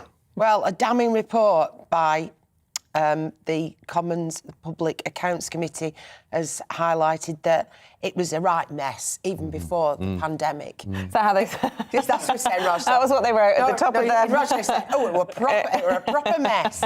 And cancer treatment, waiting times with elective surgery, they've gone back as far as 2014 and, just not acceptable. And saying, as well as pouring extra money into it, which we're all being told will be done with this hike in national insurance from the 1st of April, it's not just about money, they're saying it's about management, it's about organisation, it's about getting staff and skills.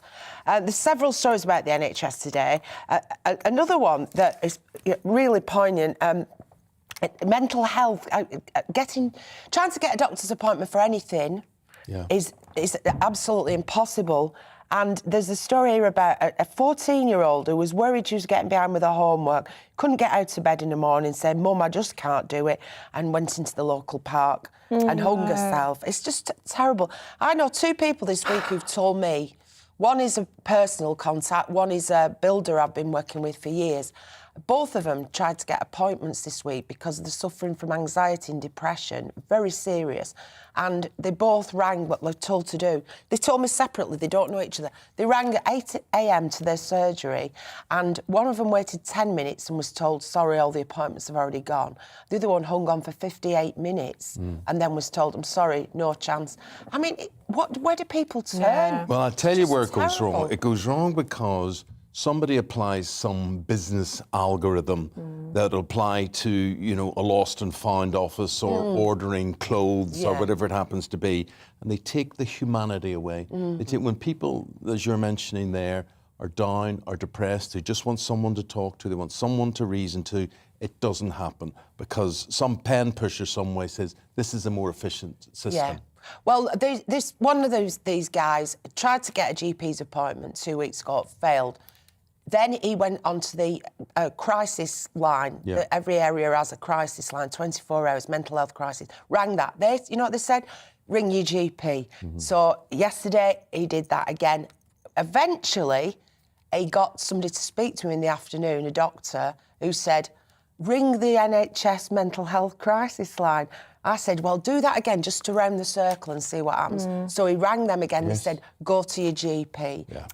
It's the National Health Service, and people have paid into this all their working lives, and you can't get treated. Well, if you weren't depressed before you started out, you would be afterwards, wouldn't you? The thing is, like, I'm not ill, and I'm resilient. Some might say bolshy. So, I'm trying to help people by getting on the phone. Yeah. But if you're so down, you don't even want to pick up the phone and have a confrontation with anybody, do you? Yeah.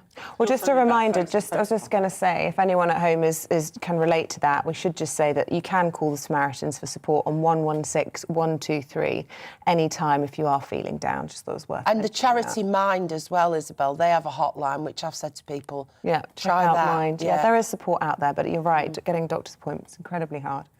Yeah, I was just going to say you need that face-to-face contact, which is even harder now. It's bad enough trying to get your GP to just give you a phone consultation, but people need to be, having face-to-face contact with their GPs. You see, this whole thing at the weekend, I launched a. It was a bus basically, and it's in a care zone in North Belfast. And basically, what they were doing, people are so frustrated they can't get through. The suicide rate in North Belfast, particularly amongst males, young men, is the highest in Europe. And what they have is this bus that they will park in various streets. So they'll go around, they'll tell people, look, we're round the corner, and people then come for all sorts of issues, and then the people in there reach out to the services. It's trying to bring the services to the people, because people can't understand or just can't access them. Where do you begin? Yeah, Where that's such an amazing idea. It's a complete mess, and sometimes all it needs is common sense. It just needs people to say, what is the right thing to do here? And the right thing always is people talking to people. Yeah. It's not algorithms, it's not machines. Yeah, it's you're not, so right. It's not blooming rocket science. Just employ more people. Anyway. Press 1 if you are having a heart attack. Oh. Press 2. I know. And I don't care if it's trying to get an airline ticket or a refund or to pay your gas bill or whatever. There should be a kickback on all of this from people and say, we're not accepting this anymore. Put a person on. And then they put people on who don't have any authority to speak. Someone's over their shoulder. Yeah. What do I do? I ask them 10 questions on this list here. Reading a script on the computer. On a script. Yeah. Anyway. Well, look, Fraser. sticking with doing the right thing, Fraser, you've chosen the story in the front of the Express, and it seems that at last tally anyway for the paper, they're saying 122,000 people have opened up their homes, or at least in theory are offering their homes to refugees fleeing the war in Ukraine. So it's a small bit of light in the darkness. It seems as if the British public are really prepared to open their homes to Ukrainian refugees, people who are, obviously in dire need of our help. And 122,000 is an incredible figure. Considering what's being asked here, you have to give up your home or give space in your home for at least 6 months. That's not just putting a Ukraine flag in your profile picture. That's a big commitment to helping people. So I think that's, it's very good news. It also sort of busts this stereotype that the British people are nasty and racist and don't care about what happens abroad. Some light in the darkness there. Well, it's nice to find a bit of light. And we're finding it difficult, Liz, to find stories with a positive take, but and not this one, certainly. Council bills. We go to the Daily Telegraph. This is page 12. Council bills, sort of hardly surprising, on the up. They're starting to drop onto the mat. And what struck me this week, it never occurred to me before, I looked at it, I think it's because we're all conscious of cost of living now, aren't we? The top of it, official document from a local authority. I never realised what it's council tax demand. Why? That's so rude. I mean, I don't owe them any money. I'm paid up till the end of this financial year. Why is it a demand? Anyway, it's gone up, obviously. And also... if you want your green garden waste bin emptying, first world problem, it's not even included. Yeah, we don't get given one in central London. £2,700 or whatever. You have to pay 40 quid extra to have your garden waste taken. And it's happening all over the country. In Wiltshire, you're going to have to take your own stuff to the tip. People in West Sussex and Worthing are being asked to double bag their rubbish and keep it in the shed or the garage to protect it from wildlife until the council can come and you're collect right, it. nothing is a service anymore. Yeah. No. Right, so we bag our own grocery goods at a supermarket. We pay for those. We check ourselves into an airline. We do everything. You know, it isn't our job. It's your job to do it. That's what we're paying you. But what was I going to say to you? Yes. Also, have you noticed how many roadworks there are around at the moment? Absolutely everywhere. And it is the end of the tax year. That's right. It's coming to the end of the financial year. Yeah, because if they don't spend the budget, they don't get it. So say they have £10 million. If they only spend £8 million, that's what they get for next year. So they wait and see, what do we need? How much have we got left? Right, let's all spend it. And that's why you can't move on the roads at the moment. Yeah. Otherwise, you need Rod Stewart to... I know, That'd brilliant. Great, Good for Rod. Which what a superstar legend. would you like coming filling your potholes? Well, no. sounds really... Adele, though, tell us about her. This is great news. I mean, it's all fired by, the huge... People have had huge albums this year, like Adele and Ed Sheeran. Generally, music sales are up, which is great news in all formats. Vinyl's up, CDs are up even more this year. So why do you think that is? Well, and ABBA's another contributor to this. I think people are wising up because I've got shelves full of CD and vinyl, and somebody said, you've got to now download your music as well. And so you're paying, £10 to Apple Music a month for music you already own on a hard disk or a piece of vinyl.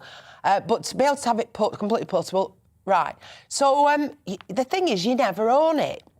And it can be taken away from you overnight, as I found, because I lost my card, credit card, off which that tenner a month was being taken, reported it, got a new card, different number, Apple tried to take me tenner, didn't go through, cancelled it, wiped all the music I collected over 2 years. So at £10 a month, that's 240 quid, just gone. And if you die, nobody can inherit the music you've paid for. So I've tried to buy a new car, and they said, if you want a CD player, that'll be an extra £3,000. I said, right, well, I won't have a new car. I'll have a good second-hand, good used one with a CD player. Which you could buy for £3,000. Yeah, and I've got a basket of CDs in my boot. But I've gone back to owning it physically, and I think other people are perhaps wising up to that. They've got you by the short and curlies, these music streaming companies, and they pay the artists. Yeah. Absolute peanuts. Unless you are an Adele and Ed Sheeran and in that kind of bulk market, there's no money in making music for kids because of the streaming services. So good for CDs and vinyl. Yeah. I'm a Luddite. Good for you, Liz Kershaw. Good for you, Fraser Mice. Lovely talking to you. Lovely seeing you in the studio. The time is very nearly 8:45. The news headlines are these. The Public Accounts Committee's criticised NHS England's performance as it warns cancer treatments declining and general waiting lists will grow over the next few years. The NHS hasn't met the 18-week target for people to receive planned treatment in England since February 2016. Older people with low levels of vitamin B9, whatever that is, apparently it's folate, right? So if you have a low level of that, you have a higher risk of dementia. So it's a new study. It shows a deficiency in that nutrient found in liver, crab meat, and green leafy vegetables can also lead to premature death. So get your B9 checked.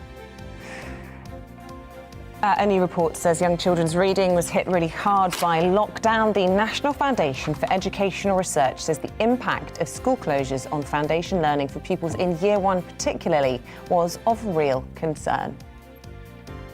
The government is about to set out a series of proposed green goals later today. Ministers are publishing proposals for legally binding targets for air quality, water, wildlife, resource efficiency and waste reduction under the Post-Brexit Environment Act.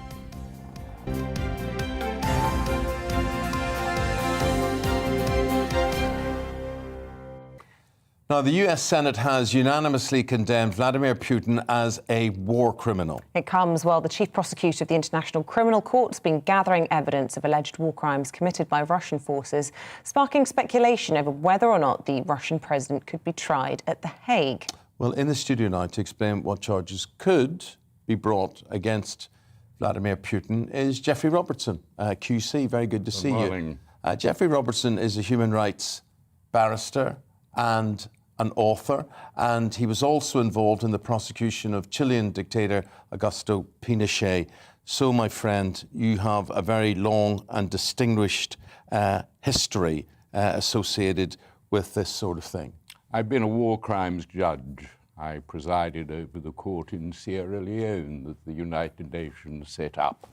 And we've still got Charles Taylor, I think, in an English prison as a result of that. So gradually, and I was involved, obviously, in the court in The Hague, which put Karadzic and Mladic in prison. It took 20 years to get them. And who knows what Vladimir Putin will look like in 30 years' time, when he could be like those old Nazis they're bringing to trial in Germany. He could be overthrown by a coup. And he could be traded like Milosevic. But to people who would say, oh, he's 90 years of age, he's an old man, let it go. And people say this about crimes in Northern Ireland, they say it about Second World War crimes still.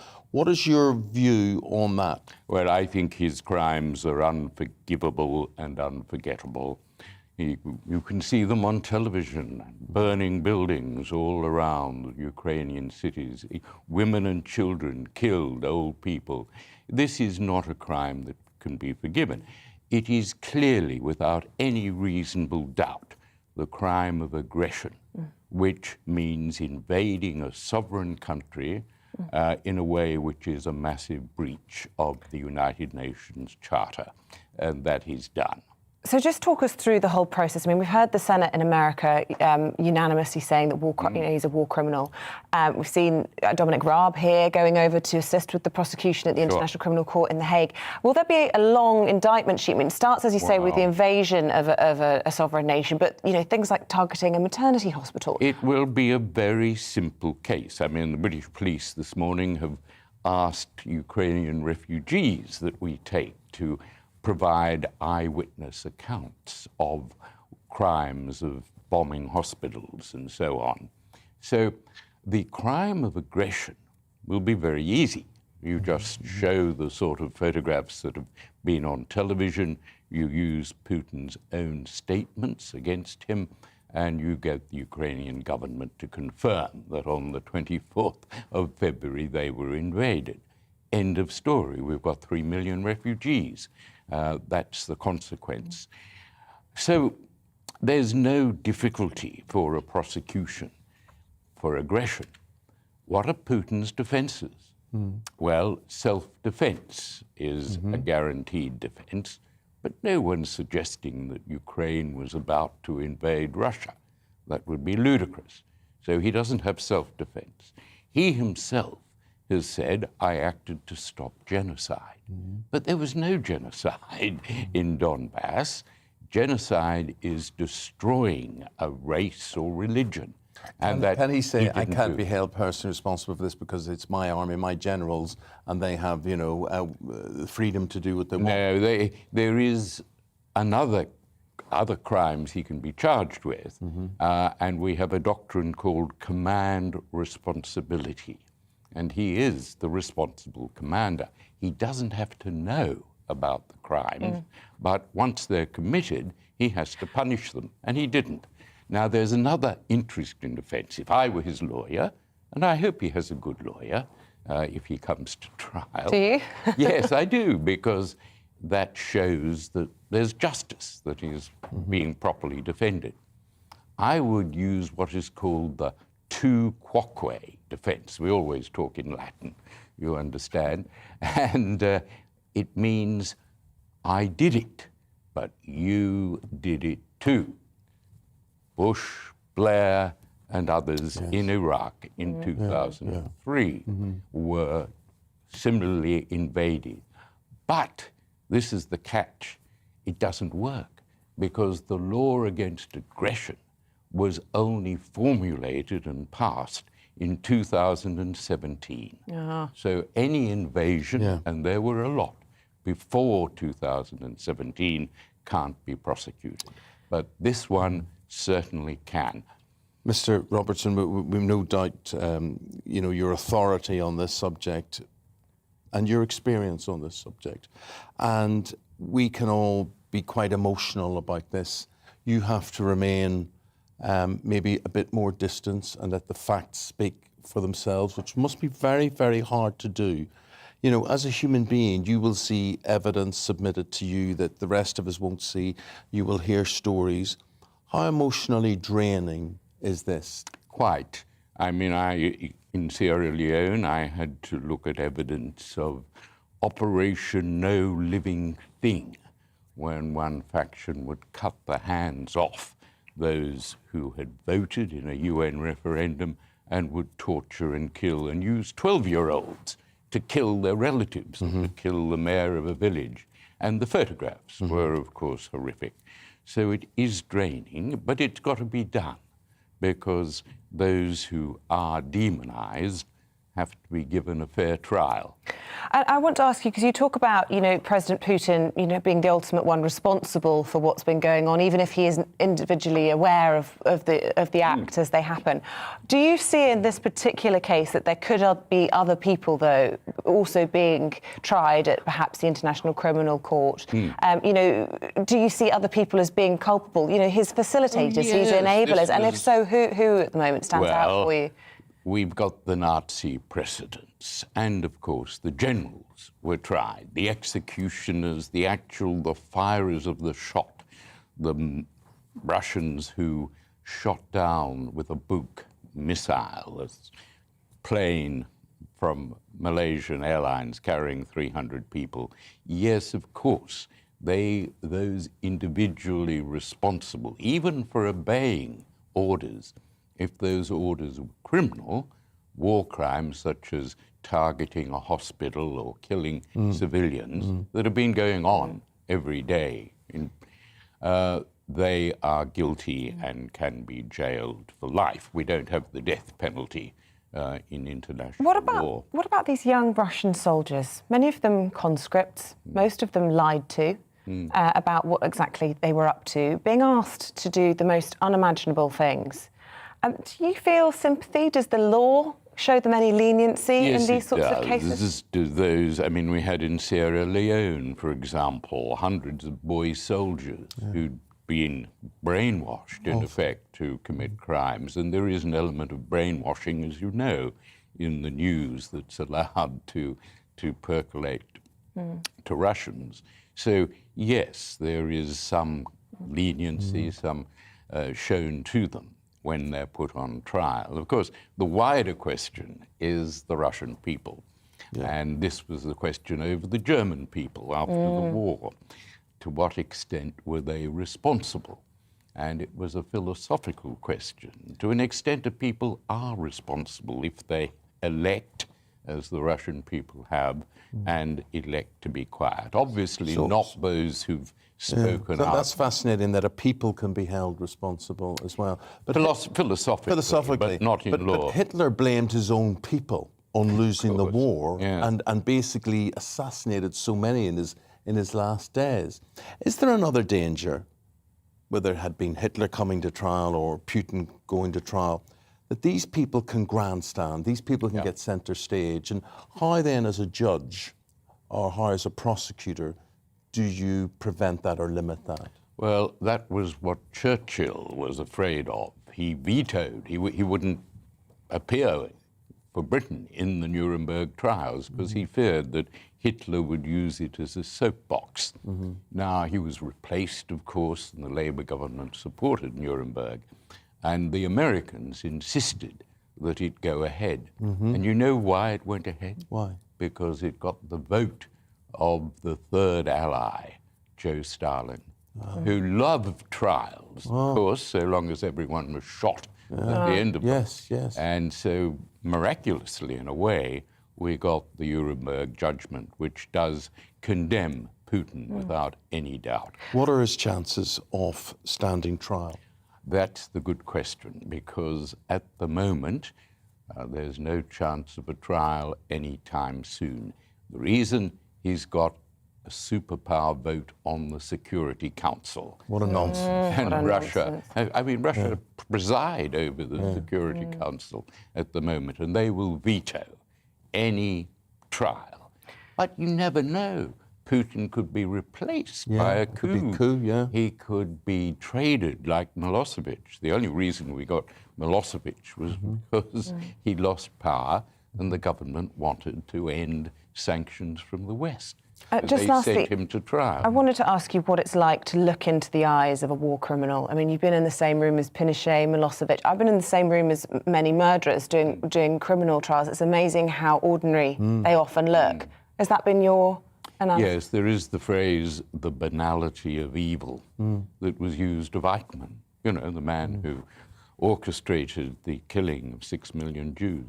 And was put on trial in Israel. And looking into his eyes, one journalist said, this is the banality of evil. They look just like us. I've sat down. And he always denied everything. And he believed it. You could tell he believed he was innocent of anything. That's right. Man who was responsible for the final solution, as it were. So Jeffrey Robertson, we wish we had more time to give to this subject. To talk to you. But it is a privilege to talk to you. Good luck in what you try to do to bring these people to justice. And thank you very much indeed. Thank Pleasure you. meeting Thanks for coming in. Good to meet you.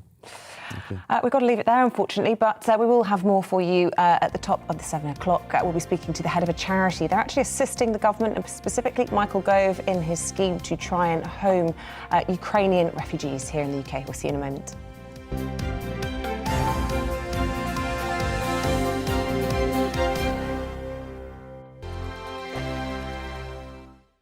GB News is the UK's home of discussion and debate from all perspectives. To stay up to date on the latest stories, make sure that you subscribe to the GB News channel right here on YouTube. You can watch us live 24/7 across the whole world. You can also check out exclusive content and catch up on previous episodes of your favourite shows. Every day, we ask the questions that you'd ask, so why not add your voice to the conversation in the comments section? Don't forget to subscribe. We are GB News, Britain's news channel. Every night at 11 on GB News, we bring you the next day's stories the day before. It's basically like time travel. If it's a big story, we'll cover it, guaranteed. But we'll also have some fun along the way. Big opinions, big laughs. Sometimes big hair. This is Headliners, the paper review show that won't send you to sleep like the others will. 11 p.m, 7 nights a week. Join us.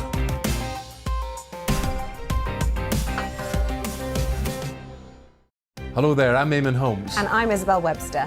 And we hope you can join us for Breakfast with Eamonn and Isabel. You make me laugh out loud, belly laugh. Is that important first thing in the morning? Yeah, absolutely. And there's me trying to be deadly serious. News is a serious business. Yeah, I have to rein you in sometimes. Well, it doesn't stop us laughing at it. It doesn't stop us having an opinion on what's going on. Yeah. And it certainly will not stop us reflecting what you think. Weekdays from 6 to 9:30 on GB News. I'm Dan Wootton. Join me Monday to Thursday from 9 to 11 for the feistiest and most fun news debate on TV, where free speech reigns. I'll bring you a sharp take on the day's biggest stories, bombshell newsmaker interviews, and A-list guests. And I guarantee you, no spin, no bias, no censorship, and no reason to go to bed. That's Dan Wootton Tonight, Monday to Thursdays from 9 on GB News.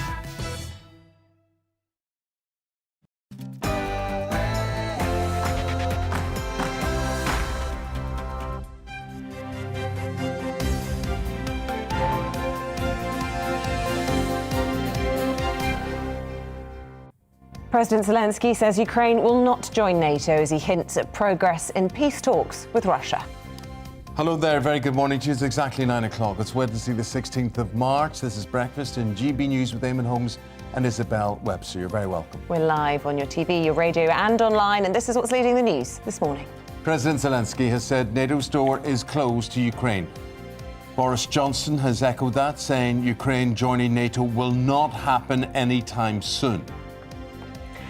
It comes amid the biggest evacuation yet from the Ukrainian city of Mariupol, with 20,000 people fleeing. We'll be speaking to the head of an organisation helping to find homes for some Ukrainians in the UK. Meanwhile, the Prime Minister's arrived in Abu Dhabi. This is in a bid to end what he terms the West's addiction to Russian oil, despite criticism of the UAE and Saudi Arabia's human rights record. And we'll be speaking to the MP for Nazanin Zaghari-Ratcliffe about hopes for her freedom from imprisonment in Iran after her passport was returned to her yesterday. Look, you can take part, you can have your say, you can email us gbviews@gbnews.uk, or you can tweet at gbnews.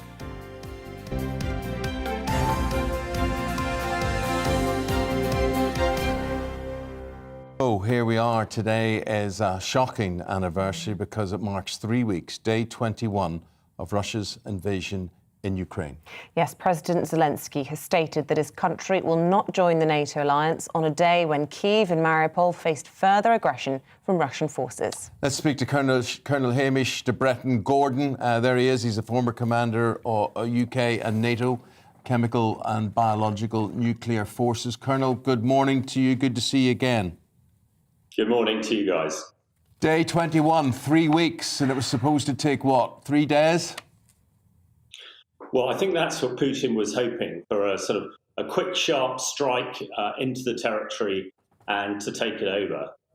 And things have gone very wrong. 3 weeks in, we've seen massive casualties on both sides, but particularly on the Russian side, we've seen the Russian military performing very poorly, certainly well below what we had all predicted.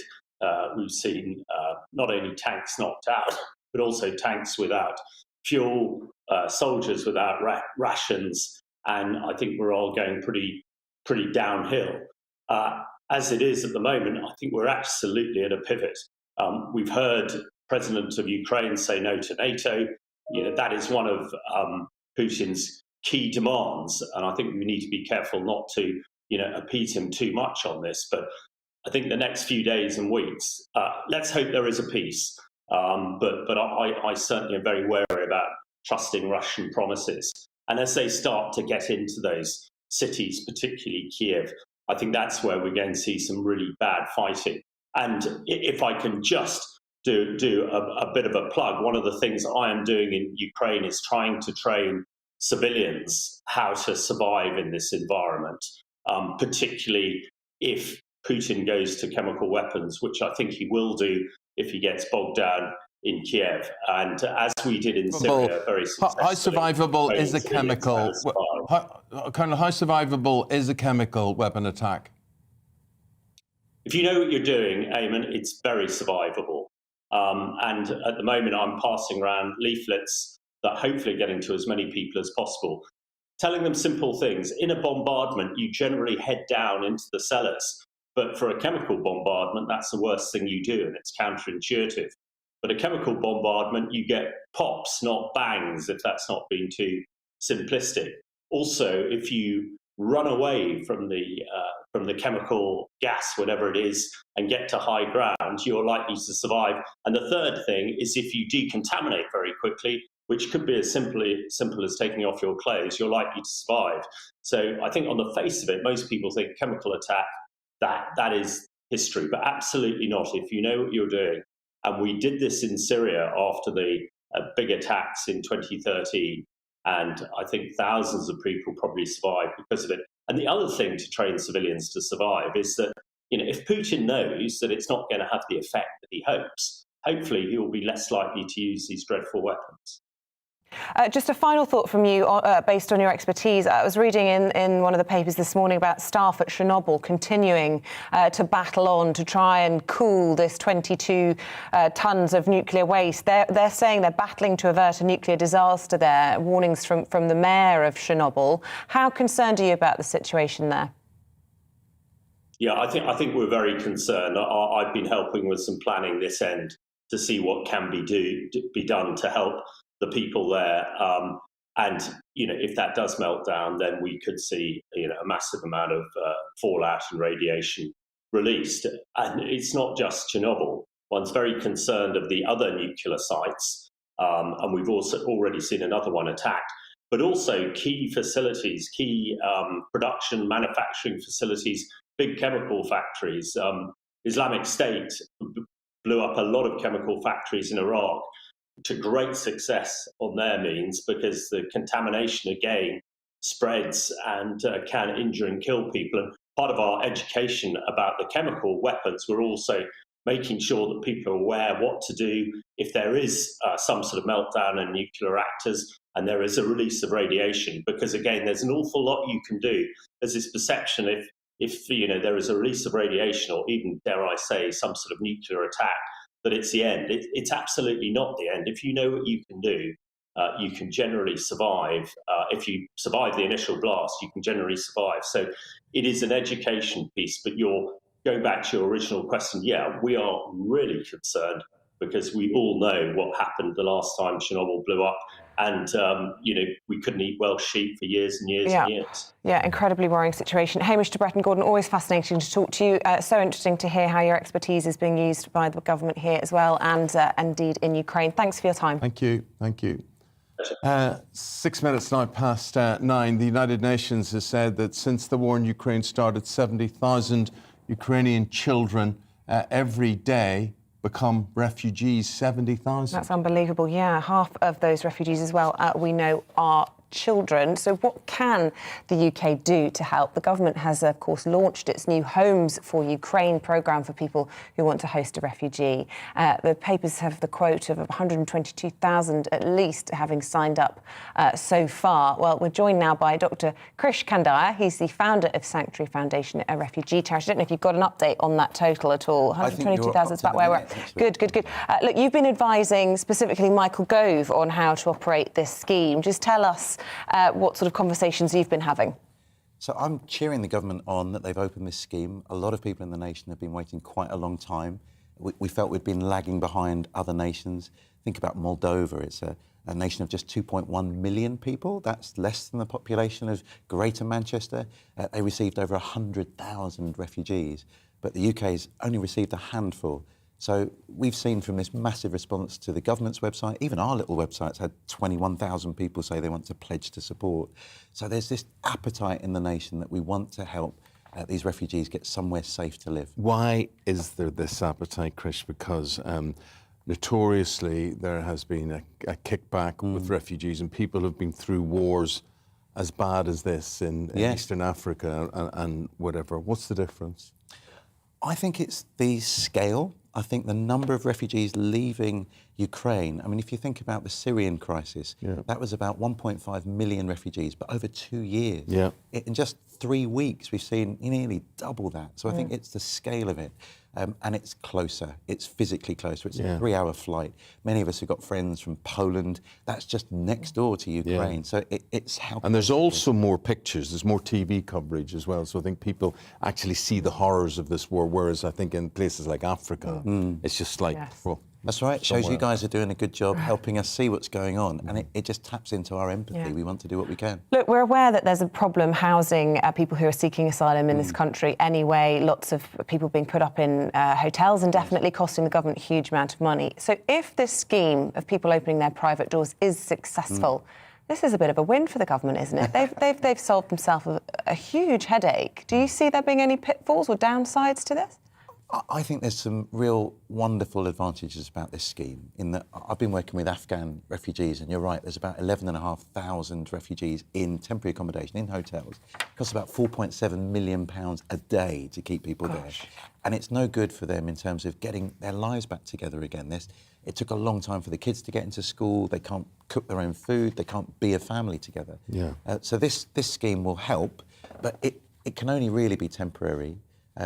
Even the most generous of us are going to struggle for a long time to keep a family of 3 or 4 within our family walls.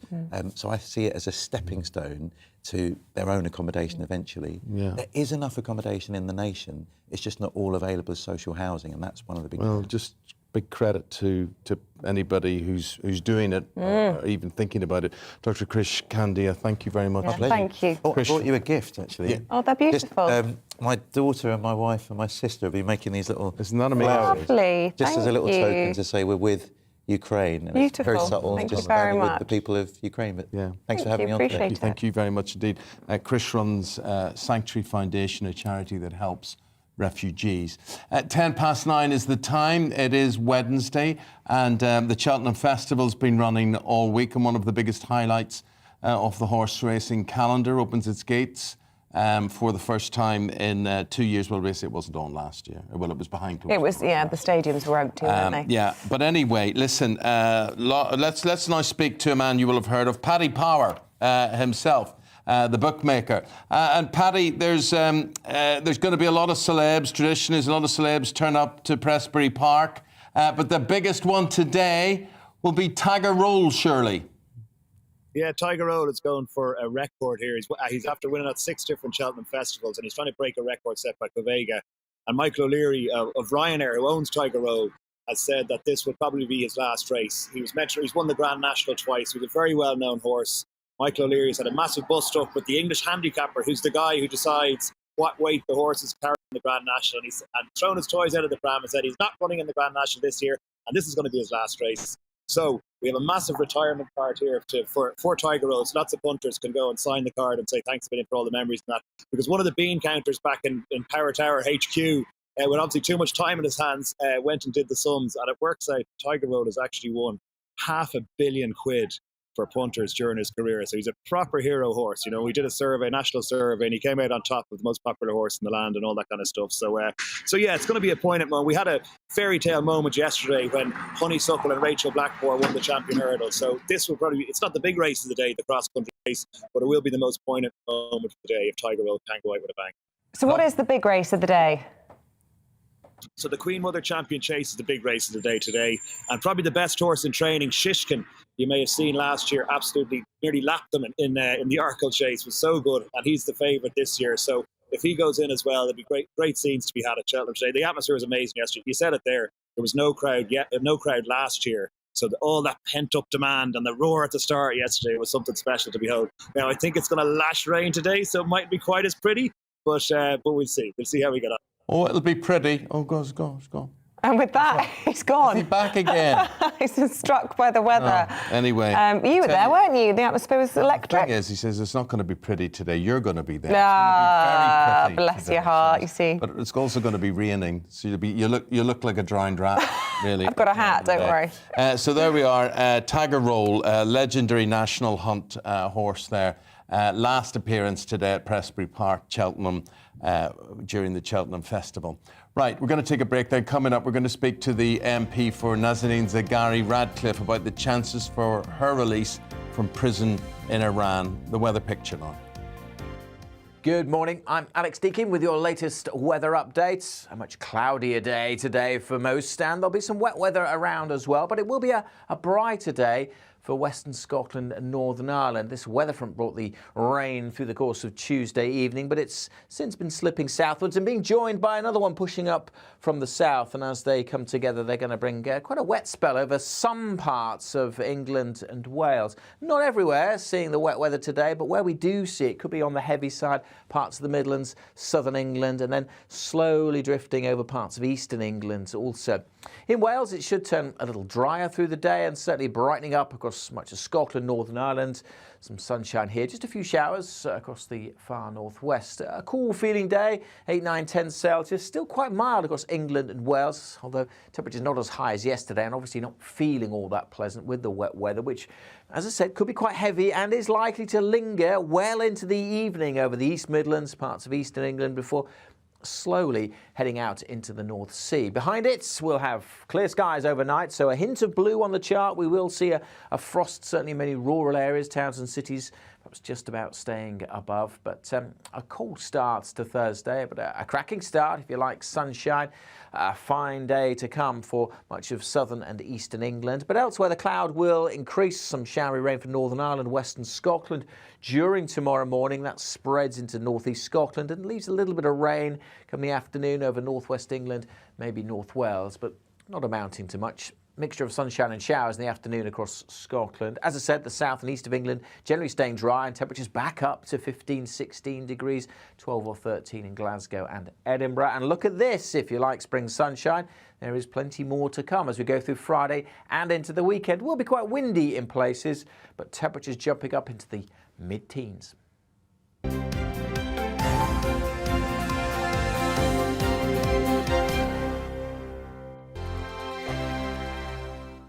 GB News is the UK's home of discussion and debate From all perspectives. To stay up to date on the latest stories, Make sure that you subscribe to the GB News channel. right here on YouTube. You can watch us live 24/7 across the whole world. You can also check out exclusive content and catch up on previous episodes of your favourite shows. Every day, we ask the questions That you'd ask, so why not add your voice to the conversation in the comments section? Don't forget to subscribe. We are GB News, Britain's news channel.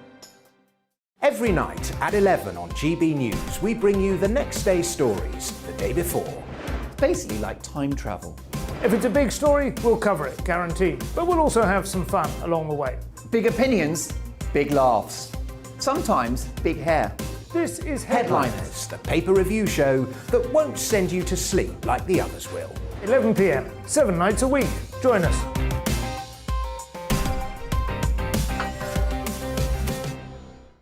Hello there, I'm Eamonn Holmes. And I'm Isabel Webster. And we hope you can join us for Breakfast with Eamonn. And Isabel. You make me laugh out loud, belly laugh. Is that important first thing in the morning? Yeah, absolutely. And there's me trying to be deadly serious. News is a serious business. Yeah, I have to rein you in sometimes. Well, it doesn't stop us laughing at it. It doesn't stop us having an opinion on what's going on. Yeah. And it certainly will not stop us reflecting what you think. Weekdays from 6 to 9:30 on GB News. I'm Dan Wootton. Join me Monday to Thursday from 9 to 11 for the feistiest and most fun news debate on TV, where free speech reigns. I'll bring you a sharp take on the day's biggest stories, bombshell newsmaker interviews, and A-list guests. And I guarantee you, no spin, no bias, no censorship, and no reason to go to bed. That's Dan Wootton tonight, Monday to Thursdays from 9 on GB News.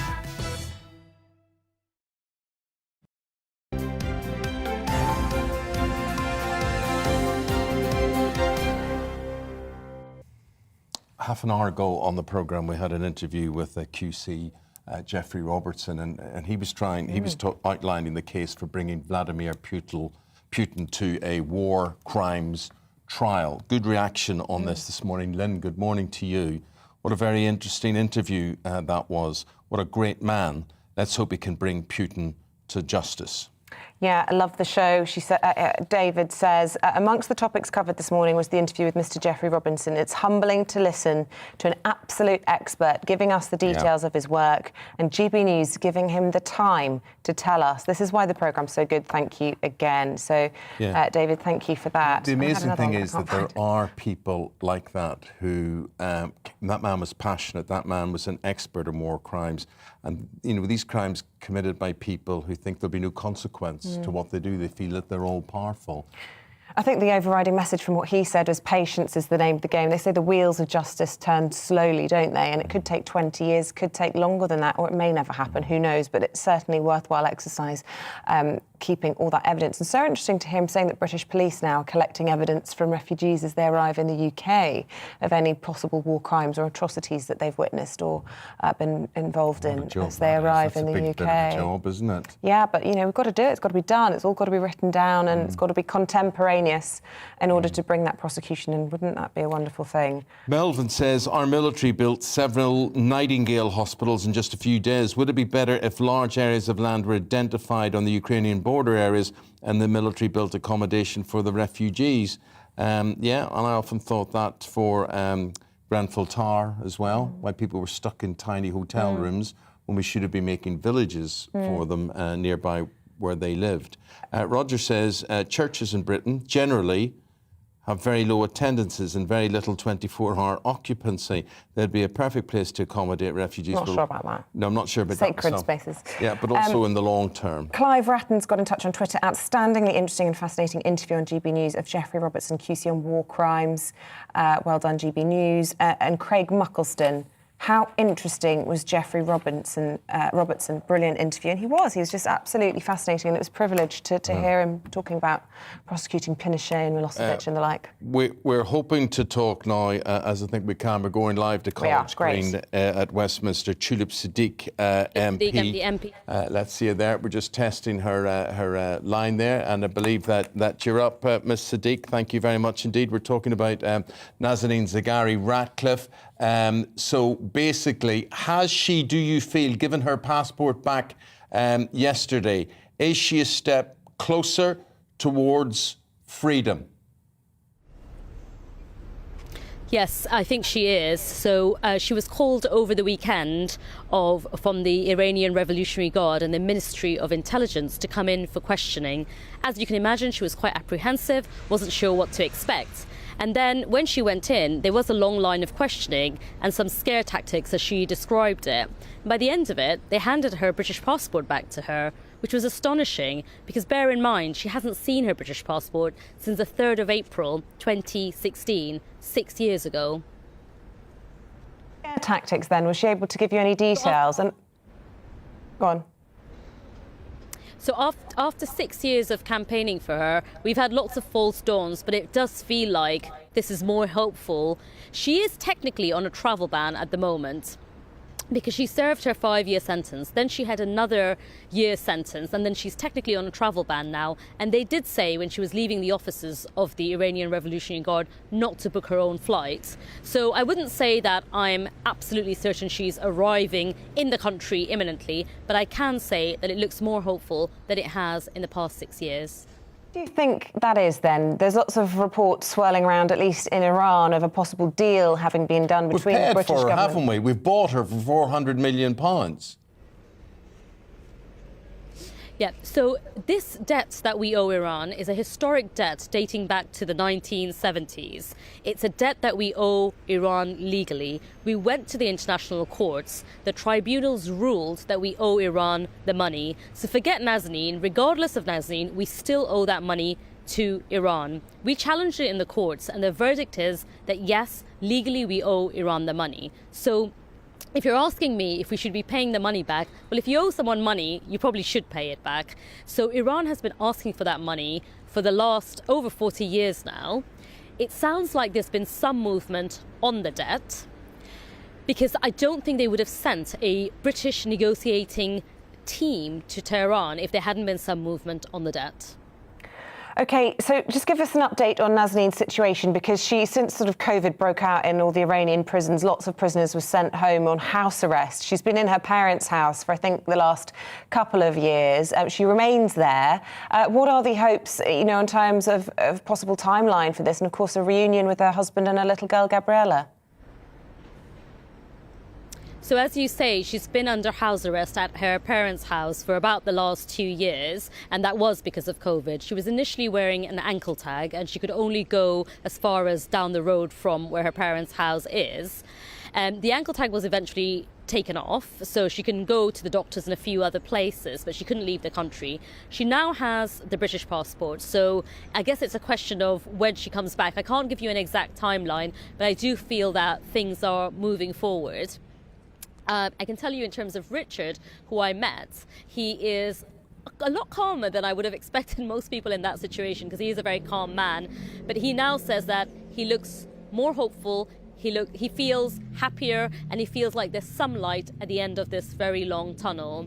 The daughter has effectively grown up without her mother. She used to visit her mother in prison when she was 18 months old. She then came back to London to continue her education here, but just has no real relationship with her mother. So it'll be a case of Nazanin coming back here physically, but also building up relationships with her daughter and her husband once again. Say there, you're just highlighting the whole human cost in all of this, and those are 6 years that will be very, very hard to get back, and 6 years of terrible hurt and pain and adaptation for that young girl, and indeed for Richard himself here as a family. So it's not as if she can just come back and pick up the pieces, is it? No, that's right. And at the heart of this whole capture and imprisonment of Nazanin is a very human story. And I think that's why the campaigning around this has been so focused on the community. The whole country seems to be involved in it. I get emails and letters from across the country asking me about Nazanin, because there's a real human story about a family who've been ripped apart by no fault of their own. Nazanin is innocent. She was detained at the airport and she was told she's being held on charges of espionage. Not once have they actually told her what she was guilty of. She was tried in the kangaroo courts, and her husband has maintained from day one that she's a pawn caught between two countries. We then heard that she was wrapped up in Iran's nuclear deal, which then failed. But then now we're hearing that there's been movement on the debt and that she is coming back. So very complicated, but as you say, at the heart of it, it's a family who haven't been together for 6 years. And all I can hope is I can reunite this family in my constituency. Thanks for telling the story. Thanks for all your good work. The family will be indebted to you, and thanks for talking to us this morning. We've got to leave it there. Tulip Siddiq MP, she's Labour MP for Hampstead and Kilburn, which is the constituency where Nazanin lives. Yeah, and Richard Ratcliffe. Yeah. Well, that's it from us for today. Tom Harwood is up next with the briefing. We will see you tomorrow with all our tales from Cheltenham from 6 o'clock tomorrow. First of all, here's the forecast. Good morning, I'm Alex Deakin with your latest weather updates. A much cloudier day today for most, and there'll be some wet weather around as well, but it will be a brighter day for Western Scotland and Northern Ireland. This weather front brought the rain through the course of Tuesday evening, but it's since been slipping southwards and being joined by another one pushing up from the south. And as they come together, they're going to bring quite a wet spell over some parts of England and Wales. Not everywhere seeing the wet weather today, but where we do see it could be on the heavy side, parts of the Midlands, southern England, and then slowly drifting over parts of eastern England also. In Wales, it should turn a little drier through the day and certainly brightening up across much of Scotland, Northern Ireland. Some sunshine here, just a few showers across the far northwest. A cool feeling day, 8, 9, 10 Celsius. Still quite mild across England and Wales, although temperatures not as high as yesterday and obviously not feeling all that pleasant with the wet weather, which, as I said, could be quite heavy and is likely to linger well into the evening over the East Midlands, parts of eastern England, before slowly heading out into the North Sea. Behind it, we'll have clear skies overnight, so a hint of blue on the chart. We will see a frost, certainly in many rural areas, towns and cities, perhaps just about staying above. But a cold start to Thursday, but a cracking start, if you like, sunshine. A fine day to come for much of southern and eastern England. But elsewhere, the cloud will increase. Some showery rain for Northern Ireland, western Scotland during tomorrow morning. That spreads into northeast Scotland and leaves a little bit of rain come the afternoon over northwest England, maybe North Wales, but not amounting to much. Mixture of sunshine and showers in the afternoon across Scotland. As I said, the south and east of England generally staying dry and temperatures back up to 15, 16 degrees, 12 or 13 in Glasgow and Edinburgh. And look at this, if you like spring sunshine, there is plenty more to come as we go through Friday and into the weekend. It will be quite windy in places, but temperatures jumping up into the mid-teens.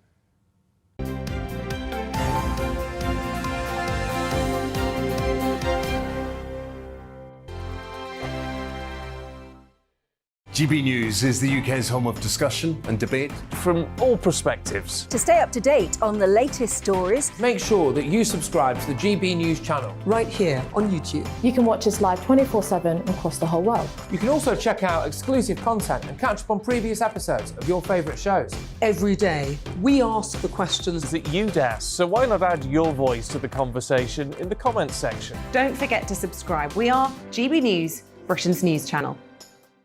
Every night at 11 on GB News, we bring you the next day's stories the day before. Basically like time travel. If it's a big story, we'll cover it, guaranteed. But we'll also have some fun along the way. Big opinions, big laughs. Sometimes big hair. This is Headliners, the paper review show that won't send you to sleep like the others will. 11 p.m, 7 nights a week. Join us.